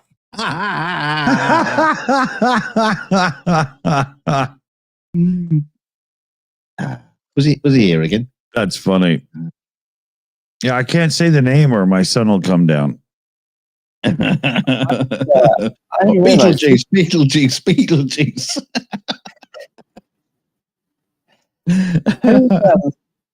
Benny Hill. He's in Italian Job. I didn't realise this until I rewatched it last Christmas. Oh, he's brilliant. Chasing after, because the way they seduce him. I like him big. I like him big. Exactly that. They were like, oh, they're big in Italy. They're big. Are they? I'm creeped out now. I'm just like, and then he just goes off, like following them, and then he's never in the film ever again. The funny thing is, you know, when you watch the stuff about making of the Italian Job, Benny Hill, when they were shooting in Italy, you know, they're also like get together, have dinners, but hold on, you're talking about a classic movie and roosters and boobies as if it's the same. They is Benny Hill in the movie? Yeah. Yeah, he's in Italian Job. Hang on, let me finish up my story. Thanks, Dick. I'm trying to catch up because I couldn't. I'm bringing you facts. I'm above my pay grade now. Yeah, but I felt like somebody was telling me people already live on the moon thanks to Elon Musk. Like it was really confusing. Okay, go ahead. Sorry. Yeah, but apparently, you know, they're all used to meet up for dinners and all this kind of stuff, you know, after the shoots and everything. But Benny Hill would just like disappear. No one knows where he went to. It's fucking a rooster. He just fucked off. So he probably was like chasing Italian women.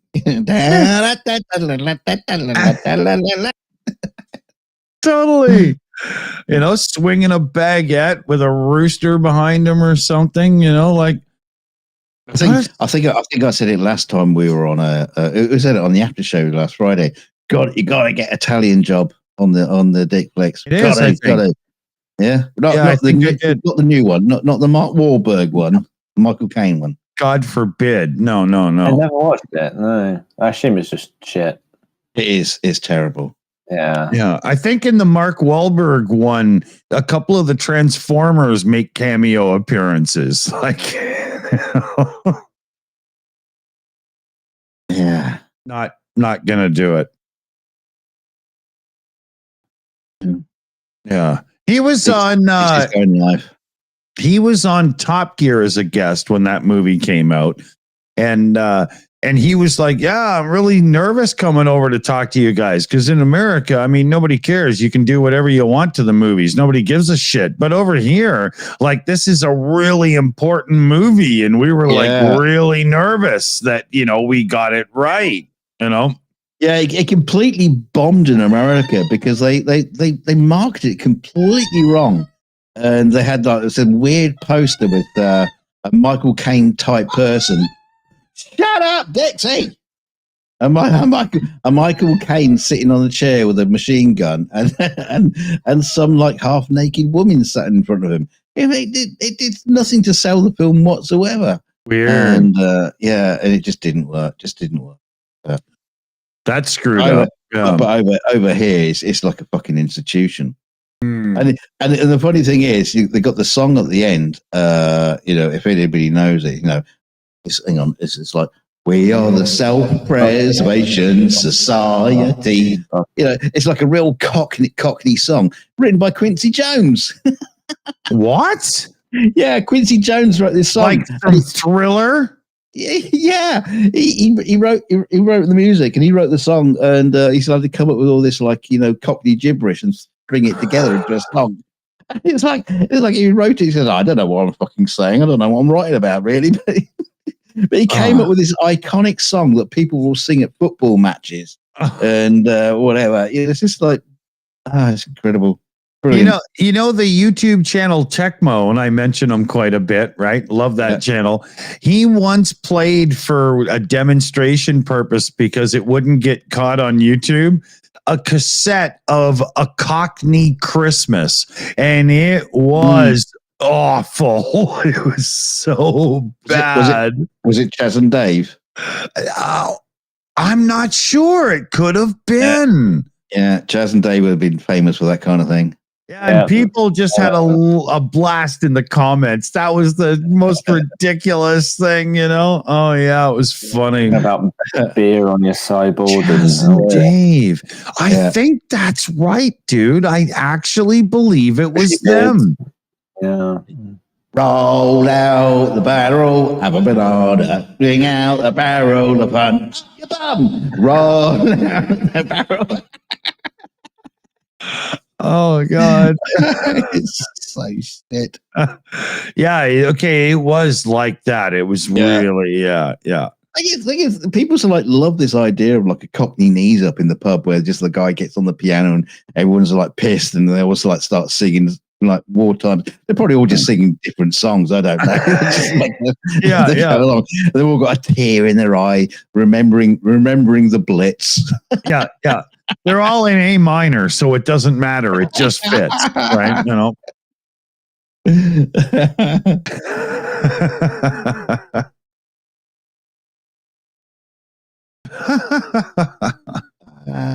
Yeah. So we can't run too late because I do have to actually make my son's lunch tonight. I can't just fluff it off with an order because he's made a request.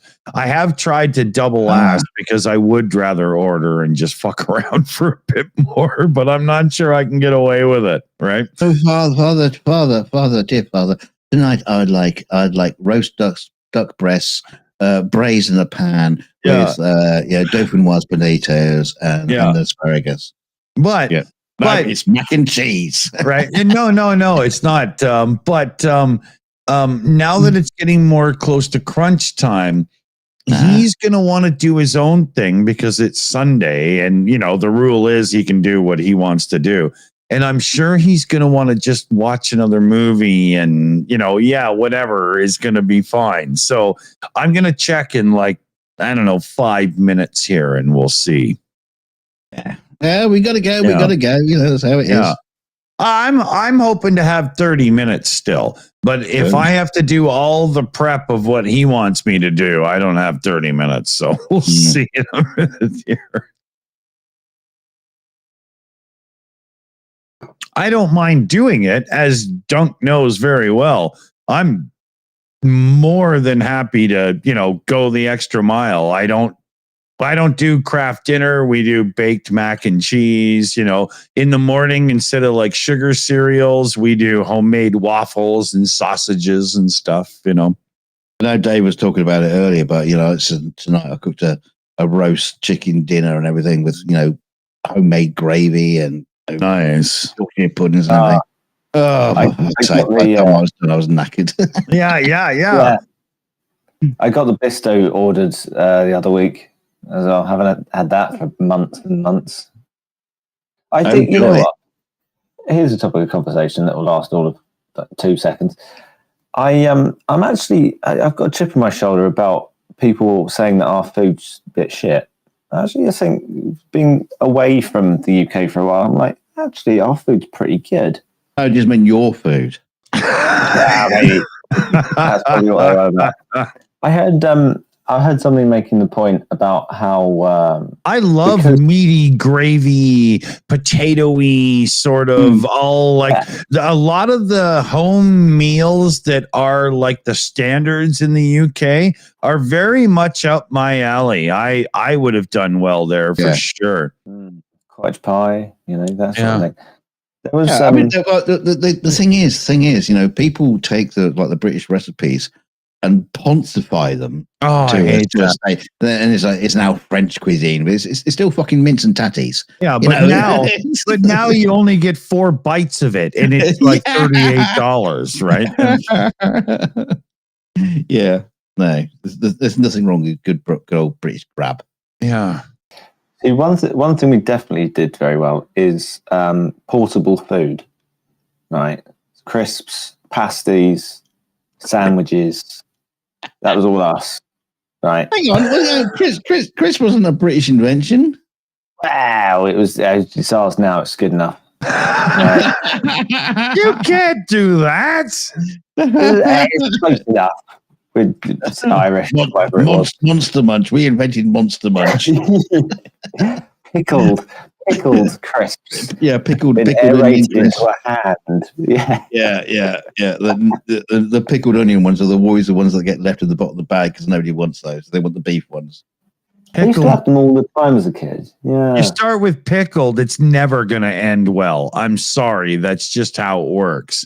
It's basically a crisp with a puffed wheat thing that is just coated in a vinegary flavor. So therefore, it's now pickled. That's all it is. It's just an acetic acid or whatever over the top of a crisp. See, now if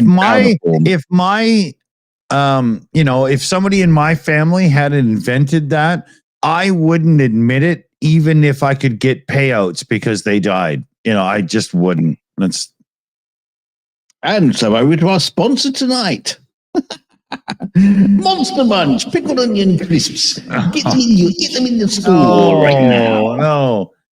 No, pickled is wrong. Fried onion, Pickled is wrong. Pickled fisted. When fisted isn't enough, you get pickled fisted. Would you like your lover to taste like relish? Pickled fisted. Already tastes like anchovies. That sounds hot.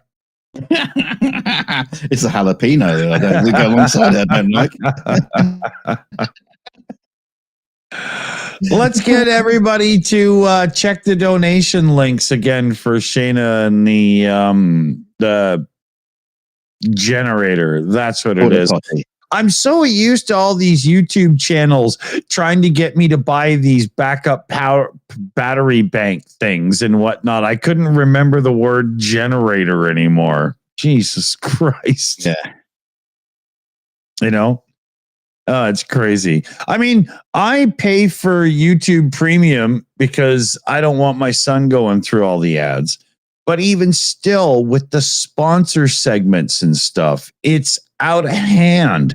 Like, I'm not going to call the channel out because I do like the channel, but an automotive channel that I watched recently did, as far as I understand, there's like an ad break every 5 minutes plus, right? Plus they had a sponsor segment, but during the video, not counted as a sponsor segment, they had 2 different companies gift them items for their build, and they went on a tyrant of talking about that company and how cool the product was for 3 minutes each time. Well, how is that not a sponsor segment then? So what you end up with is a video that has 3 sponsor segments in it, meaning that's 5+ minutes of the content. Plus there's ad breaks and the video's only 18 minutes long. Holy shit, man. I mean, you might as well just watch late night infomercials because they're funny, Unbelievable. What you're saying is we're just doing it wrong. No, I think we're doing it right. It just, I think we are. it just doesn't pay as well. But What's happened to Dunk? What's going on there? I don't know. I think the camera is tracking his dog, not him. Oh, okay. Right? It's probably licking his balls.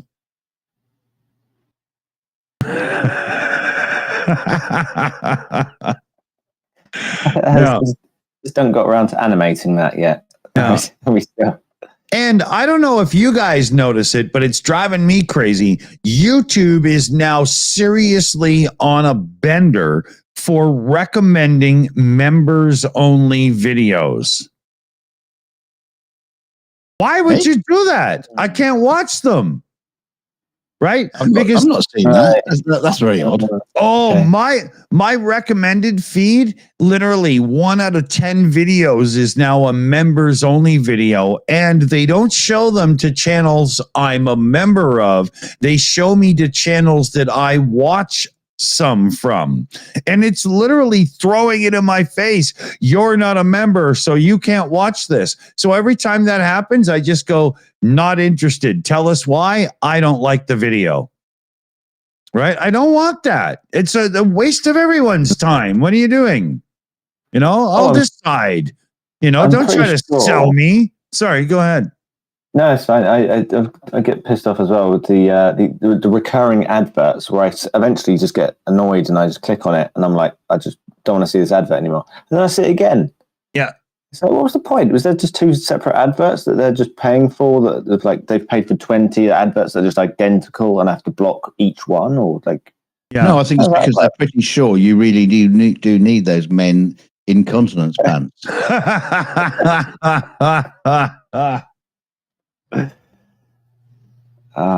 Yeah, that's it. Oh shit! I gotta get up. 1 sec. Do you remember my trick I had of avoiding ads? Is like you click on the video and then hit back, then hit forward again, and it would skip all the ads for you. And YouTube have fixed that now, bastard. So if it starts playing an ad and you click back and then click forward again, it just starts the ad again from the beginning. You bastards! Shit. Yeah, it's been recommending some free movies with ads, but I didn't even really think of using YouTube for that, because it offers, in America, they offer a YouTube TV, so you can watch lots of live sports and stuff. So I've been trying to get into that and just get my money's worth. But it doesn't come with YouTube Premium. It's like a separate charge. What? Right. So if you get YouTube TV, which should be like up to $80 with loads of add-ons, then you've also got to pay an additional like 16 quid or whatever for premium. That is a joke. As far as I'm figuring it out anyway. That's what Amazon's doing. Amazon's Prime subscription used to get you Amazon Video, but now it only gives you a basic version of Amazon Video, and a lot of it is still to be paid for. And you can get some of that to not be paid for by paying a higher subscription, but even still, some of it has to be paid for. It is just the dumbest thing. I noticed that for the first time watching the Grand Tour. Which is probably the first thing on Watch Amazon. Watch it on Dickflix. Yeah. Oh yeah, no, but it's the first time I've watched anything like that on Amazon for a long time, and the adverts come on, and you go, "Oh, well, it's just like a TV show, okay." But I'm not going to pay the extra just to go without the adverts. Fine, run the adverts. Yeah, I'll take it. Yeah, no, I signed my son out of the Amazon app and got, so he only uses Plex now because it was just intolerable, because all this stuff's being sold to him and I don't need that, not a chance, man. Yeah, but the thing is what the shit is they going to be selling to him? It's like, I don't know, more Tupperware. Oh no, Tupperware's gone bankrupt. Oh no. Remember, exactly. Gone bankrupt. One sec. the last thing I saw was on when TV goes late and then it just goes to shopping channels and shit like that. There was an advert for this Tupperware, the Rice Wizard, and basically what it is a plastic pot. You put rice in and some water and then bung it in the microwave. This is the Rice Wizard, and it cooks rice perfectly, as does any plastic pot and some water in the microwave. But theirs was like $30 for a plastic tub to put rice in. You get a fucking electric rice cooker for that. It's like, who are these people? who are the people who are buying them? It's like, Well, why are they making money? Like, well, they're not anymore because they've gone bankrupt. Yeah. Finally, after all these years, they realised the idea of a plastic tub to keep things in is like, well, you can get that just by ordering a Chinese takeaway, and you end up with loads of little plastic tubs to keep things in for free. Yeah, this is a fair point. Yeah. Do they? I was going to say. Forgot what I was going to say now. Oh no, air fryers. Have you got an air fryer? I'm hearing lots of good things. Yes, I love my air fryer. What does it? What? It's basically like having an oven, but an extra one on top of your kitchen bench, so you have one as well as your oven. But no, it's actually pretty good. We use it quite a lot just for heating things through and cooking them. It works really well. Consistent cook all the time. I just assumed it was just something between like a deep fat fryer and an oven, but it didn't use oil. It's kind of because the idea is you coat the food with a little bit of oil, and the airflow itself just keeps it circulating, and so called frying your food. It's not quite exactly the same, but it can get close. You can cook some damn good chips in it, roast potatoes. Yeah. It works. It's nothing to get entirely excited about. It's not like when they invented the microwave and brought that into the kitchen. It's like, oh my god, what can do with this? Yeah. Oh, we can just warm things up a little bit faster. I'm not going to fill up my suitcase anytime soon with it. No. Just get one when you get home. But yeah, fair enough. Okay, I made it. Everything's good. I had to double check, and he's totally fine with a switch because he really likes burgers and shit and pizza night and stuff. So it worked great for him. Hey, hang on, you switched to takeaway again, have you? Yeah, well, for tonight, but I have to do the whole burrito thing we were going to do tomorrow for lunch, and we'll have to watch his favorite actor's movie and stuff and the whole bit. Oh, which actor might that be by any chance might it be? Yeah. Heather in the chat will be laughing because when she sent some stuff up while in Mexico, and it's really cool. There's this cool skull thing and whatnot. A little cat beside me on the fire engine there. But Felix loves... Is that the kitty stuff with cash? Yeah. It's Mexico time. His favorite actor, Eugenio Derbez. Don't say it out loud. Don't say it out loud. You've done it now. You couldn't say Michael Caine out loud. You can't say his name. No. That won't do it. It's something out of the immediate circle that would bring the attention. Oh yeah. Yeah, it's funny that way, right? If I was to say Dan Aykroyd, he would totally, yeah. I mentioned the war once, got away with it. Yeah. Or Belushi. I couldn't. Oh yeah. So it's 1941 night. Oh, I've had to watch that. I'm not the biggest fan, but Felix to watch. I love that film. What I don't like is the American cut. The British cut's so much better. Oh, I didn't know there's a difference. Yeah, it gets a lot of the shit out of the way. I do love 1941. I might have to try that then. It was funny. For like Felix is a big fan of the movie Cars from Pixar, and I had to get the European release because Jeremy Clarkson voices the agent on the phone with Lightning McQueen a couple of times, right? Instead of the other guy. And that's the one I wanted. Well, I was going to ask you who was the other guy, but you can't remember.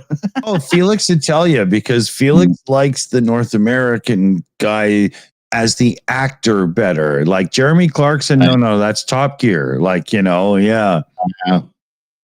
Yeah, that was funny. But I like that release better.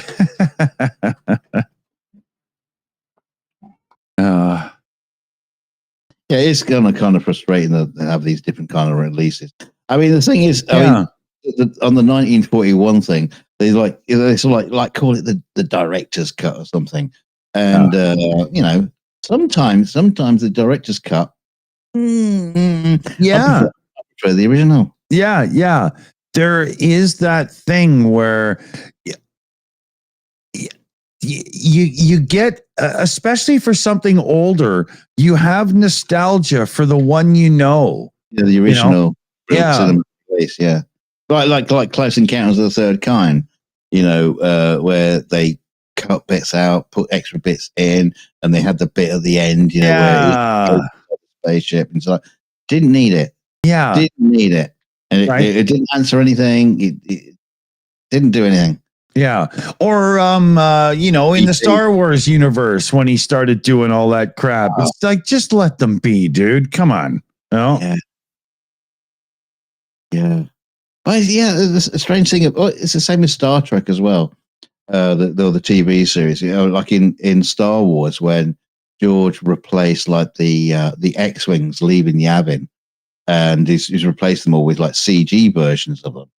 And it's like, okay, they do kind of look a bit better, a little bit crisper, but then you just thrown in the bin weeks of people's work to create the original footage. The original artists and the modelers and the people who built the original X-Wings and shot them. Yeah. Okay, so it looks a bit better and crisper now. You threw it all away. Yeah. All that work, it's gone. And the same as Star Trek, where they replaced the shots of the Enterprise with like new CG ones, and it's like, again, it's gone, it's gone, and you can't get it back. And it didn't need to be done for the time it was released. Yada yada, blah blah blah. It was absolutely fantastic. Just let it be. But instead, we get these refreshes that have this crap in it, and we get the new movies that, I mean, let's face it, the original Star Wars trilogy is loved by many, even Jedi. And the first three, the prequels, are those movies with Ewan McGregor. No offense to him, but they don't fix the movies and get him out of it. Well, actually, I like him in it. But Hayden Christensen, I mean, nobody defends him as a great actor. No, not even his mum. Yeah. But that whole sand, it's ucky. Shut up, you whiny bitch. I am actually just desperately trying to think of a good thing that Hayden Christensen's been in. And he did that movie that had a really good sci-fi idea, and they ruined it. Jumper. Yeah, exactly. That's it. Yeah, but he wasn't. You were going to say Star Wars again. Yeah, he wasn't great in that either. But nobody was. That was the whole thing, right? The whole movie, it was a good idea that was ruined by a whole bunch of people that were too busy trying to get to the end point, the money, without actually doing the work to do something good to earn it. I hate that. Happens a lot. Channels we know. Yeah, ours. Oh, come on. No, come on, be fair. We try really, really hard. We just fail. Yeah. Abysmally. Yeah. If you've ever seen somebody fall off a cliff, we do it every time. Yeah. Do you know how much effort goes into these shows to create this shit, this garbage? Yeah. Come on, appreciate it, Yeah. you bastards. Yeah. We only got 17 likes so far, so yeah. It takes a lot of effort to fail on this level.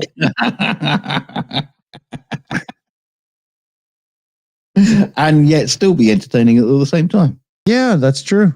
That's true. So there you go. Now you know our secret. Yeah, don't tell anyone.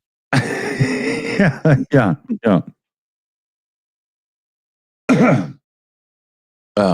We made a rule tonight that we wouldn't do any jokes that enforce our opinion on other YouTube channels.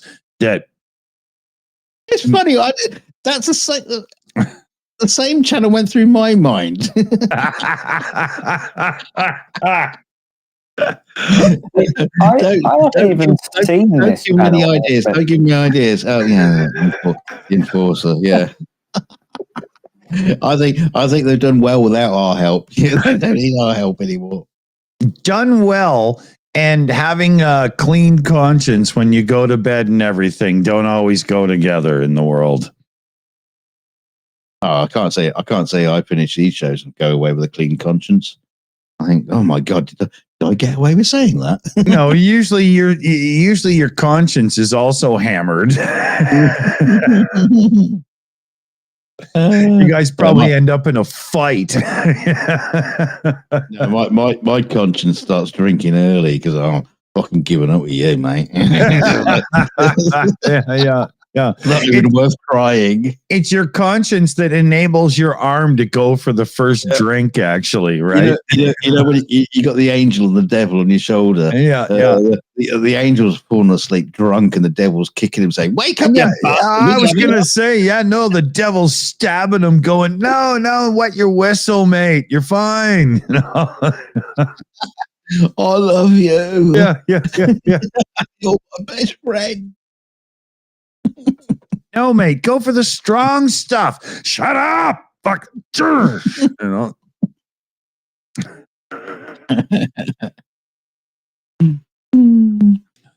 Yeah. I always loved the joke of the good and the bad angel. There's so many angles for that. That's funny. The first one that comes to mind is Animal House. Oh, yeah. Okay, suck a tit, squeeze that bum. You know she wants it.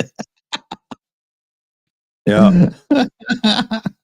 My son found that at a time when he was old enough to watch it, but maybe not mature enough in some ways and stuff.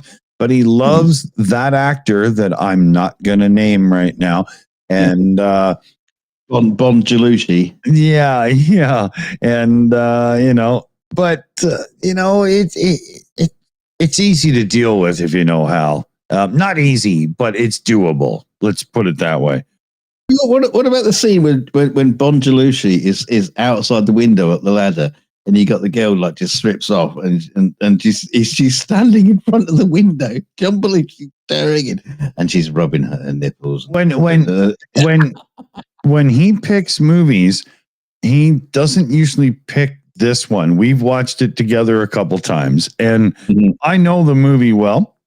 And so I just catch his attention at odd moments. And is it one of those sort of things where he likes the movie, but it's embarrassing watching it with dad?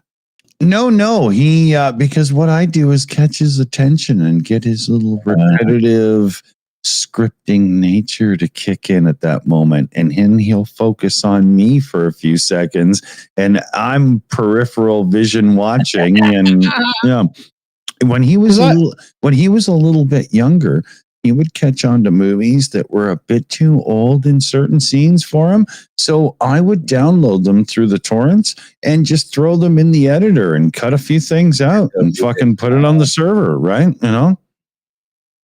The Dawson edit. And they'll probably end up going on to DVD somewhere and going, what happened to those extra scenes? Someone's cut this. It'll be your fault. Yeah. Oh, he can handle it now. It'll be in the American Cinema Archives, and it'll be like your version of the original cut. Yeah. I remember that sitting and watching Teddy like that when sitting there with my dad, and there'll be some like sort of sordid bit comes on, and Dad was like, pull up the newspaper, and I'll just be sitting there thinking, I could just feel my face going redder. Yeah, exactly. Yeah. Meanwhile, blood is also pumping to other parts of my organ. But emotional connection isn't his strong suit, so that slides over, right? It's not. You see, if you set your mic up right, people, I can talk quietly and still be heard and not get in trouble.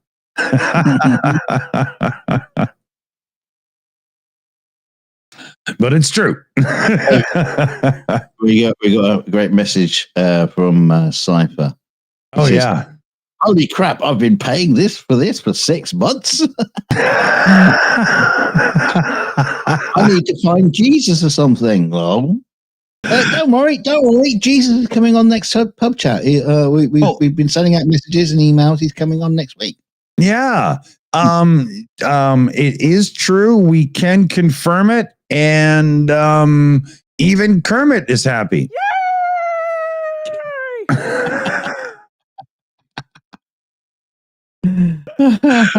So, yeah, join us soon when Lord God Almighty is going to be on the show. Well, I don't know about that. When you say Lord God Almighty, I mean, I'll be here. I'm always here. Hang on.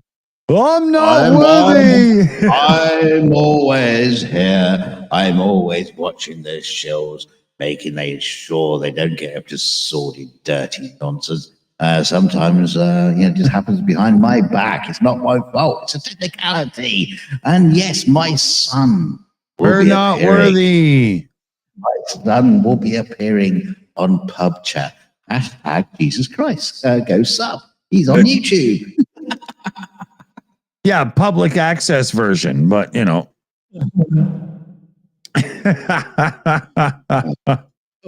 I don't know what happened. I just got taken over by something. Yeah. Well, that's all about that antenna that pops out your butt and talks to the aliens. Yeah, that's what it was for. Yeah. Yeah. Go and visit the Cartmans. They know all about it. You'll be all right.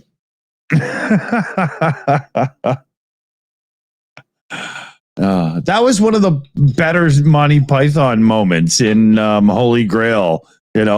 Arthur, I charge, we're not worthy. Stop it. Every time I appear to somebody, it's I'm not worthy this and oh Lord that. Well, stop it. Right, Lord. Yeah. I want you to go and find the Holy Grail. Well, that's a good idea. Of course it's a good idea. Yeah.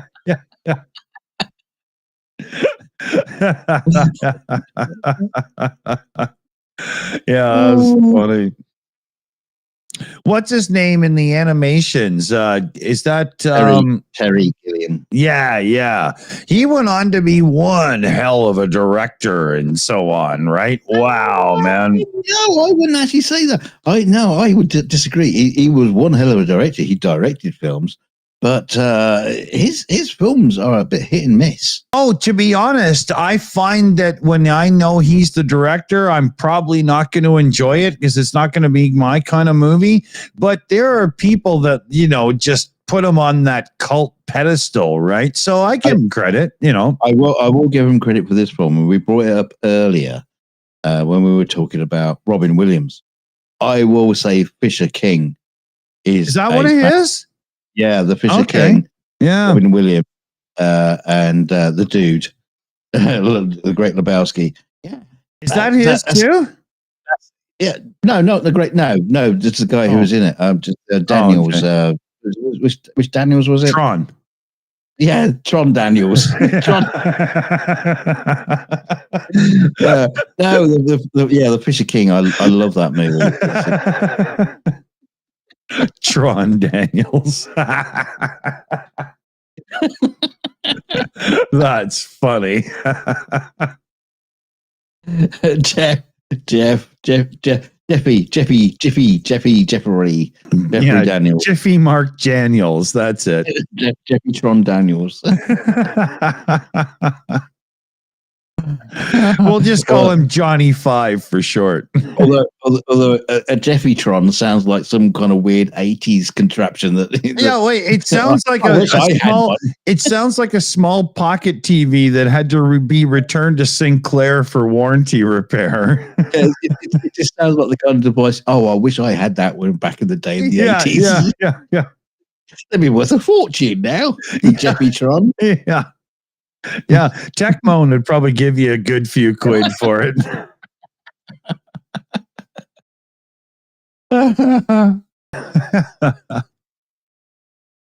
Oh God, we talk such bollocks. It's brilliant. I'll tell you one thing here, fellow babies.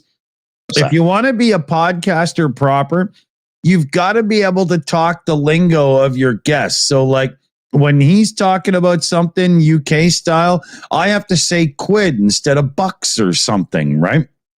That's the key to it. Remembering to do that when you're on your 8th beer. Yeah. And you got to be able to pronounce wanker properly. I wouldn't be able to, yeah. Because Americans seem to struggle with that. Wanker or just wanker. Just wanker. But wanker. Yeah, but wanker has the same sort of jaguar thing, right? It's not going to happen. It's a jaguar.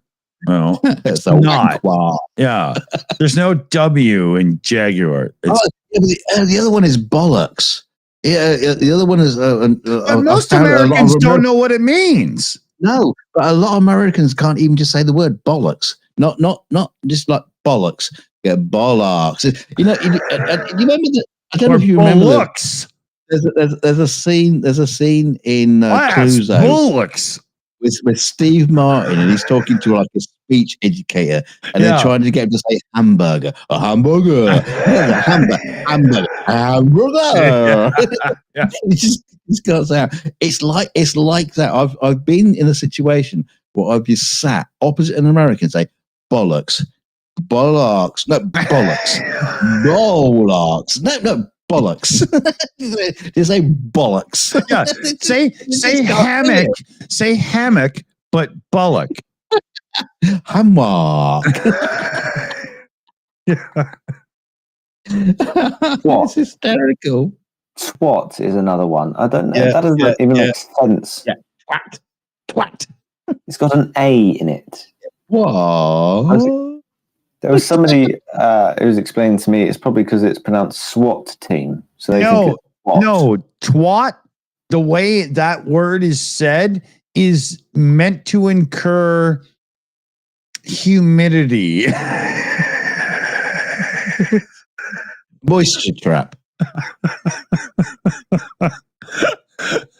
That's why it's got a little water sort of thing going on in it.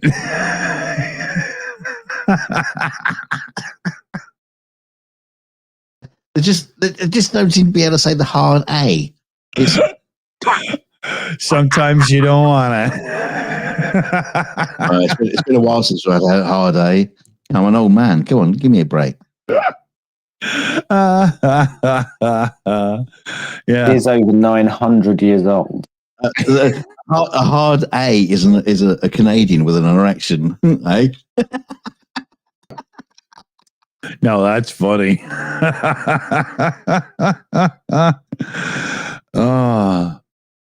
That's when you had to, admit that you were a little hard on the beaver last night.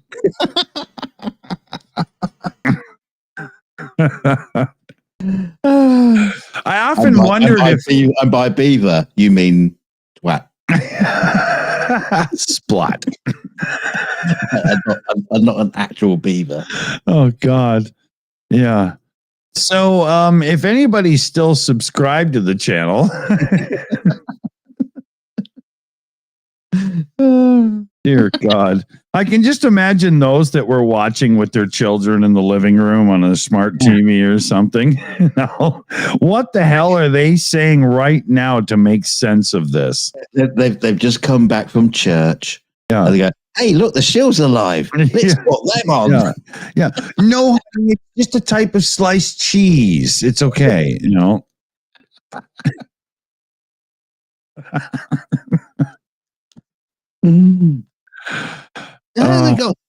They got God on and Jesus on next week. Must be a damn good religious show. Oh yeah, we even have a pastor on at times, and some of us even try not to swear when he's here. Mostly, try. I always save up one big moment when Greg's on the show where I can, you know, really let off a couple of good ones, but I can get away with it because it was justified at the time. Oh, but God, you should record the bits after the show when Greg's there going, "Oh, you fucking bastard! you just like stomped all over me, you shitty fucking yeah. Christian Cumberbatch."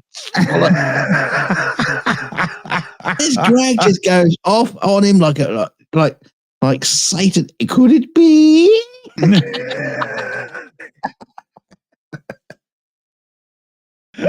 Oh yeah. Okay, wait a minute. Now here, let's make sure. Here, we'll just erase that. Don't even worry about it. There we go. Okay, that's what we call in the after show is the Greg Terry experience. Yeah. Yeah. To us, it's the Greg Terry in brackets angry fucking preacher experience. But you know, I'm gonna have to tell him this. He'll do one of those bleep-ridden rants at me on his thing over there, you know. Yeah, it'll be funny. It'll start a back and forth, you know. Okay, 1, 2, 3, 4. I declare a YouTube war. Yeah, you think we needed all that money to buy arms for Ukraine? No, we need it for this YouTube war between Dick and Greg. That's right. It's going to cost billions and millions of lives. But, you know, so as a fight, we got to win. Yeah. We are doing this for the people. Okay. Which people? The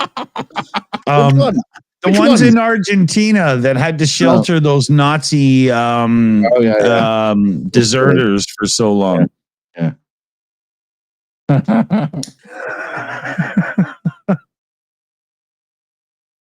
Oh man, I think I'm on a mission to make sure I piss everybody off tonight.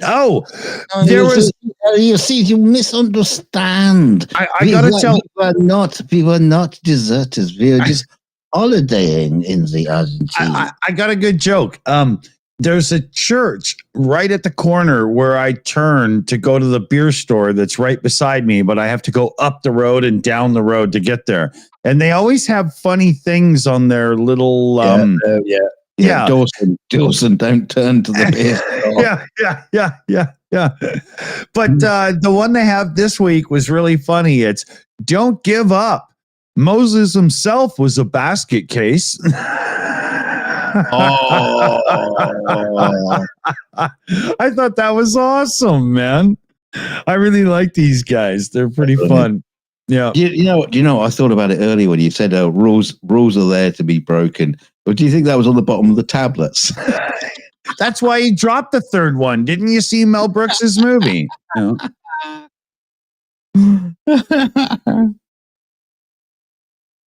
Oh yeah, a basket case. Yeah. I thought that was hilarious. Your neighbor's sheep. Yeah, they're making fun of him being thrown away by his parents. All right, no, that's good for. I like it.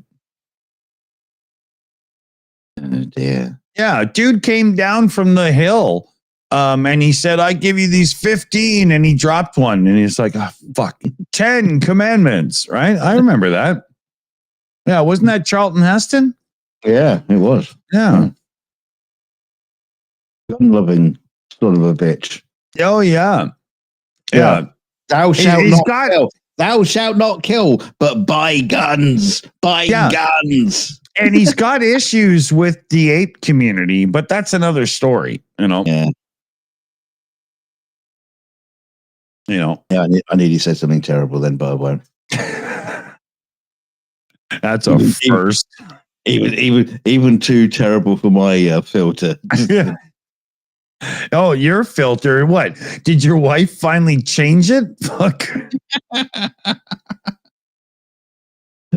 I have a filter. It's like 4 9-inch nails welded together. Yeah. And if it can't get through that, then it's got to be bad. Dude's like a 40-year-old vacuum just struggling to be relevant, and she changed the filter.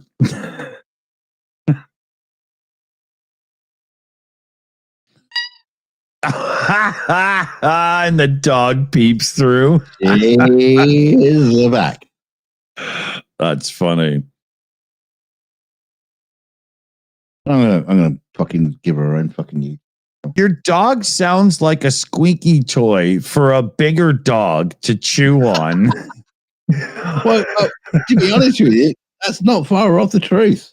Yeah, it's totally the truth. She sounds like one of those plastic hamburgers being chewed by a Doberman, right?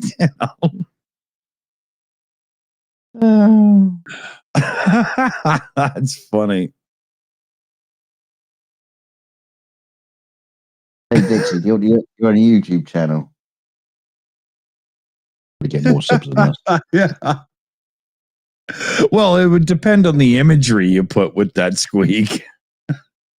Hey, oh yeah, we've got to come back to that. Subs.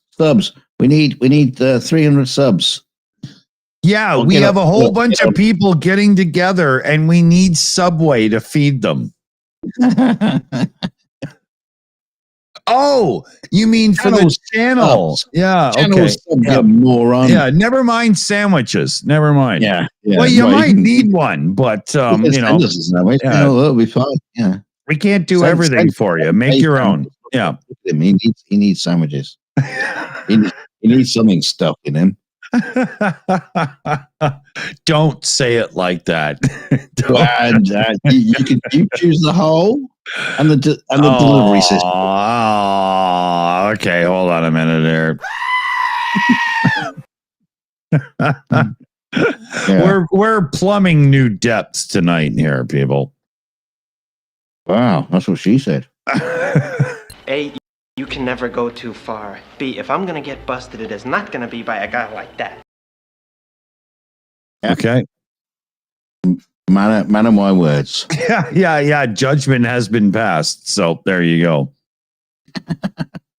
There's nothing I can do. Ferris said it, right? You know, I've been donating ever since I saw Save Ferris on the water tower. I don't know about you.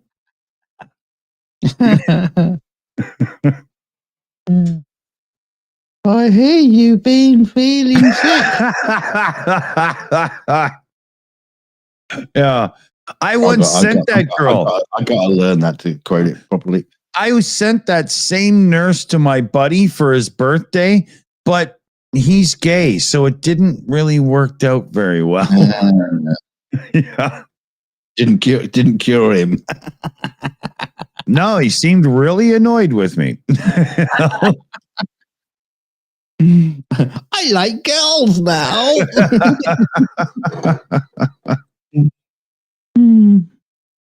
Oh dear.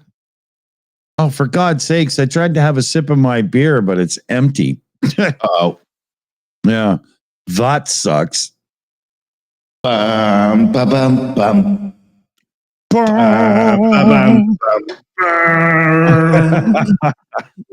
I wonder if my fridge of doom has anything to offer. Da, da, da, da, da, da.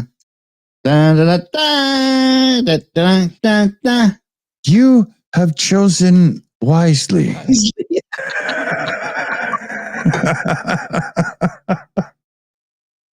Let me just share this. Let me share this moment with everybody.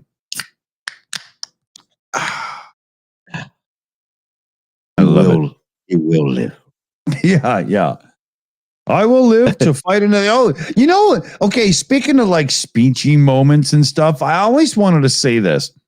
Go on. One of the most famous political speeches of all time is "We will go to the moon." We will. I thought you were going to say Independence Day, but go on. Pullman, Jesus. But no, so you got Kennedy and he goes, "We will go to the moon." Now, we will go to the moon and do the other things. Can't you remember? Didn't you just say them? Like, I always thought that was a little bit, and then not because they're easy, but because they're hard is such a great, moment, right? Yeah. But do the other things. Like what? Clean toilets? Like, I always forgot about that. They went to the moon, forgot about the other thing. Yeah. It's like the underpants gnomes. They forgot step 2, right? It's. I always thought that was funny, and I always thought to myself, I've never looked, but are there different versions of that speech where he doesn't forget what the other things are and actually mentions them? You know, it had a list. It's like a Trump moment, isn't it? It's like we will go to the moon and stuff. Yeah. Or was he trying to say we will go to the moon and should have just omitted that part, not because it's easy? Like, you see what I mean? Did he go off script, or was it, I always thought that was a little bit odd. Maybe he didn't even mean the moon. We will go to Cuba and yeah, the moon was actually a bar that was near his sorority and university, right? Yeah. And do the other things was like, doing shotguns and stuff. No, but I just found that odd the first time I heard it. I was like, seriously? You can just slough that off? It's no big deal, Yeah. Yeah, he wasn't talking about going to the moon. He was just talking about the after party after his speech. So we're going to go to the moon and get drunk, get laid, and all the other stuff. Yeah. We'll see you all there. The first drink's on me. Yeah. That's what, there's a loser. Yeah, do the other things were whatever drugs Elvis and Sinatra brought along or whatever, right? Yeah, I just, no criticism, right? Look what he did and set the country on and everything, right? And took a bullet for America. I do believe that he would have gone on to be an even greater president than he was had he actually survived to do it. Well, maybe. We'll never know. He was smart enough to have an affair with Marilyn Monroe. I mean, come on, right? Well, to be fair, lots of people had affairs with Marilyn Monroe. Yeah, but damn it, he was one of them. That still made, She was just like the fucking bike rack in Hollywood.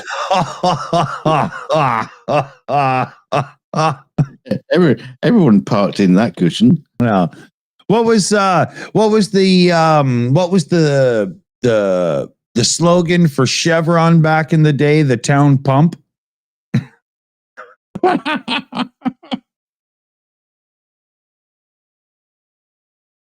We used to use that as a joke for somebody who was a little bit loose with what they did with themselves on the weekend. Yeah. We would call that person Chevron. Anyway, I'm going to apologize to Marilyn for being so disparaging towards her. Yeah, she was great. She was lovely. Oh, write a song about her, but then rewrite it for somebody else because, money is worth more than credibility, right? Yeah, I'll rewrite it every 10 years when someone else dies. And hang on. And it seemed to me Dawson was just like a candle up your bum, never knowing where to turn to when you just come. And I would have liked to know him. He was just like any other shit that I had ever did. There you go.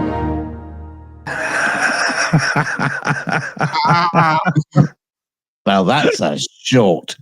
Yeah. Oh man. And I just got an email from YouTube saying that they've just had 30 complaints about the quality of the show and we will be erased from existence. So that's good. And also, Elton is writing those lyrics down just to use them for his next one. Oh, yeah. Right now, Elton's waiting for Snoop Dogg to die so he can rewrite that song for him. Snoopy dog. Yeah. Like a reefer in the wind.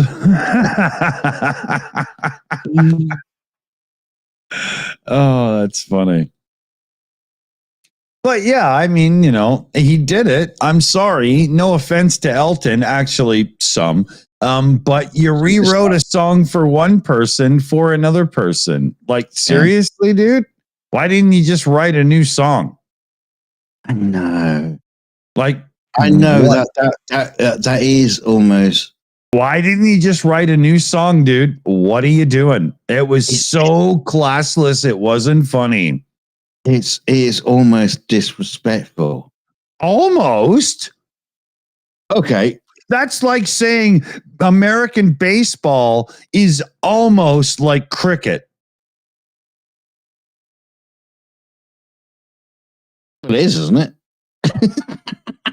No, they don't play for 4 days, but they drink a lot of beer. They don't have cucumber sandwiches in between now. No, they don't. No. No, I'm just thinking about the whole, it's the song. Awful. When it came out, I was just like horrified. I was like, oh my God, he's going to get vilified in the press for this. And everybody ate it up. I was like, you got to be shitting me. Yeah. It's like spent 5 minutes retconning. Exactly. Well, actually, it's not retconning, is it? It's the opposite to retconning, isn't it? It's Chinese penis close to, you know. Yeah. Yeah, it was a weird thing to do, and it almost to me it was a sellout. It takes the weight away from the original song. Like, oh yeah, okay, completely gone. Yep, completely gone.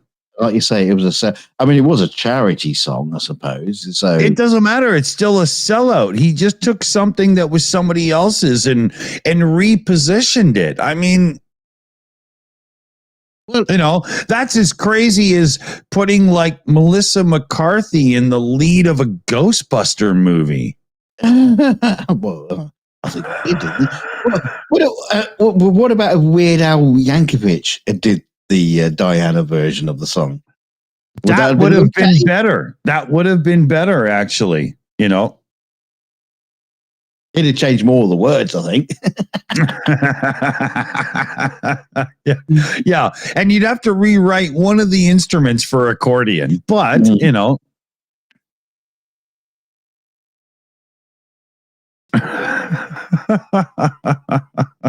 interesting. I've never really thought about that song. Yeah, I thought it was awful. I thought it was terrible. As soon as I heard it, I was just like, you've got to be kidding me. You thought it was awful. Yeah. Because my ability to speak of is ahead of my brainum. Speaking in backwards while you shall. Yeah. Oh God, I spoke Yoda. That's not good. Oh, understand you, I did. This is that moment in the show that I wish somebody had their hand up my ass so I could be a Muppet as well. It could be arranged. It's early in the evening. Volunteers in the chat, please. Yeah, that's true. Yeah. Bring your own fist in.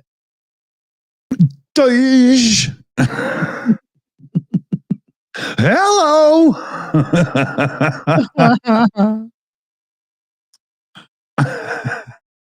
Now that I got somebody's fingers tickling my eyeballs, I'm awake. And what's that one doing on my prostrate? Get off. Yeah. It's Jeez. not that kind of a show. I got the full 5-finger hello out of that one. You got the full-on Huggy Bear. Yeah. You know, somebody's making a social call out of this because I didn't think it was going to be that friendly. Why the fuck do you think Gonzo's nose was that shape? Yeah. It was straight before they put the fist up there. It's like, Yeah. ooh. He's king of the reach around if you just go in sideways, right? Oh, Miss Piggy. Things I could do to your pork. Did you ever know the Muppets were this dirty? Yeah, the Muppets After Dark. That would have been a show. Oh yeah. Mm. Yeah. Miss Piggy using Kermit like a fuck toy, you know, just grab him by the legs. Shut up. And Gonzo with his harem of hens.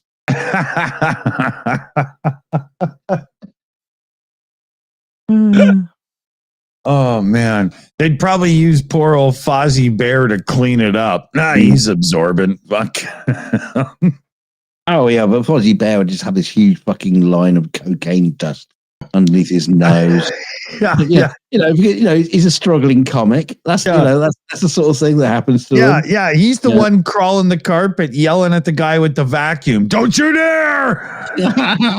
he's the John Belushi in the story. He's just end up in a drug-induced mess.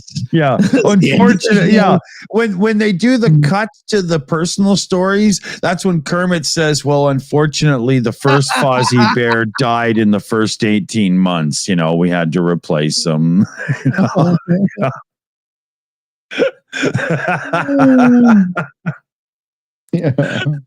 We have to turn this in.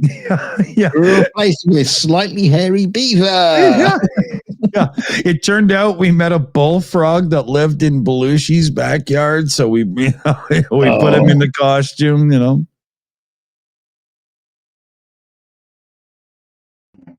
that would have been the other thing. Would have been quite good. Would have been celebrity Muppets, where you have like big SNL stars like that, but do the Muppets, but them doing it. You know, John Belushi and Chevy Chase and everyone else doing the Muppet. We could do this where you, with your avatar trick, could play the offending character, and we could have just a couple-minute interview, and I'm sure we could come up with something that is good, clean entertainment for all. I'm not sure if we can tick all those boxes. Yeah, like none of them.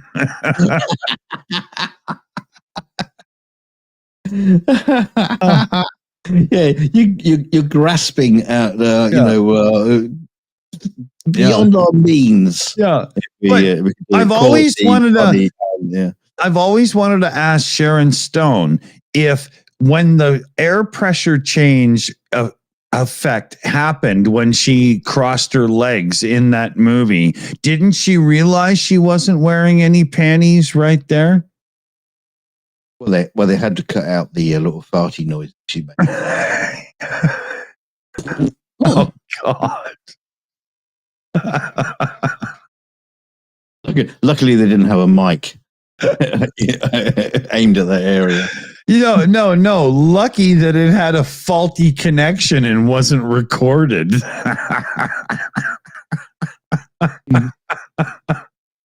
She queefed. YOLO Swaggins. Yeah, total South Park. She queefed.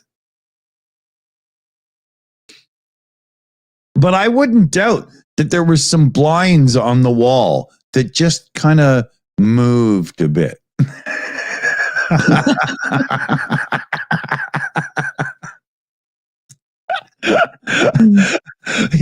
Somebody like you, Dunk, that does all those visual effects edits and stuff, you probably had to take the shadows off the floor, right? Because the blinds moved.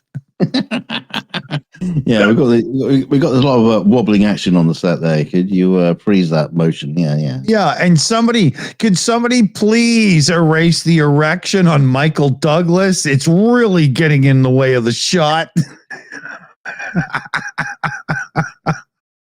Yeah, you put one of those you put one of those like green gimp suits over the top of his penis. Yeah. Get out. Yeah, where's your leather mask? Oh, we could probably do reviews of movies, but it would be what if the movie ... with, and then and we just, do our own twisted view on what they should have done as the movie goes. You guys want to watch us do that with some classic old flick that we might get away with doing it with, That could be fun. Where are we? I'm getting close to where I'm going to have to order supper and stuff anyway, right? We've pushed it a full hour. Oh, I guess we better fuck off then. Yeah, that's probably a good idea. We always try to leave the viewers with good consumer advice. Well, you should leave the viewers, first of all, with the super chat. Oh, we do. Oh, yeah. We have. We have two things. So, we have the singular. That's right, because it's none other than NANA for $6.66. Robot Chicken on Adult Swim did a bit on the Muppets being washed out on drugs. Oh, I gotta see that. That's so cool. I had no idea. I've heard of Robot Chicken, but I didn't know it was like fodder for adults. I thought it was more for kids. No, it's filthy fuck. Oh, really? Really? I'm poor at figuring that out. I just usually assume animation is for people I take care of, right? You're wrong. Yeah. Yeah. But thanks, NANA, with your donation of demonic dollars that help everything roll along.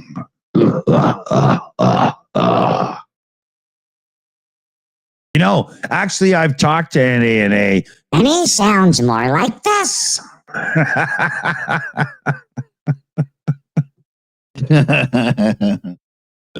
Sound like that he does. Yeah. Truth be told, Dunk's avatar is literally NANA's face grafted onto Mark Hamill's body. So that's not his face. I just want to say that's not his face. Yeah, it's more like a South Park milk jug. I can't do it. You can decide what anatomical feature it is, but it's not his face. Yeah. Yeah. So keep your bums clean, everybody. Is that your consumer advice? Yeah. Let's say a big thanks to our team who Let's do it. Yeah. Hold on. First and foremost, though, we'll do God damn it, I got the wrong thing up. Sorry. Wait a minute. Jesus Christ. Sorry, there we go. We've got the fundraiser going to help Shayna get a generator. And this isn't like a, good for the next time thing. She doesn't have power right now with the family and whatnot. This would be very good right now. We found one that can get there ASAP. Large donations are very welcome. Especially ones that cover like $300, right? Those are the really good ones. And if we get more than enough donations, we'll get her a couple of power banks for the kids' toys and electronic things and stuff to be charged as well, and some flashlighty stuff and whatnot. But they get pushed around by volcanoes the way that nerdy kids with pocket calculators did in the 70s. China should learn that the force is powerful. The force is all powerful. The dark side is not more powerful. It's easier. So use the dark side of the force. Well, she does have a Hemi-powered car, so yeah, she's definitely got some Tarkin in her. That's for sure. She got any midi-chlorians. Yeah. So what do you think?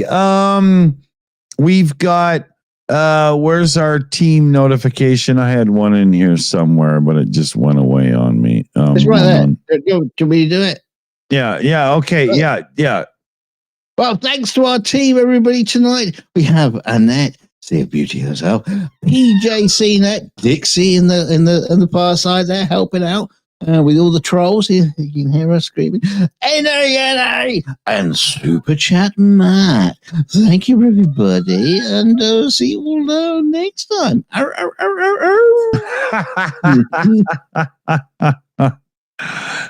Remember, not every tourist that goes to Asia is a sex tourist. Even. Oh, what?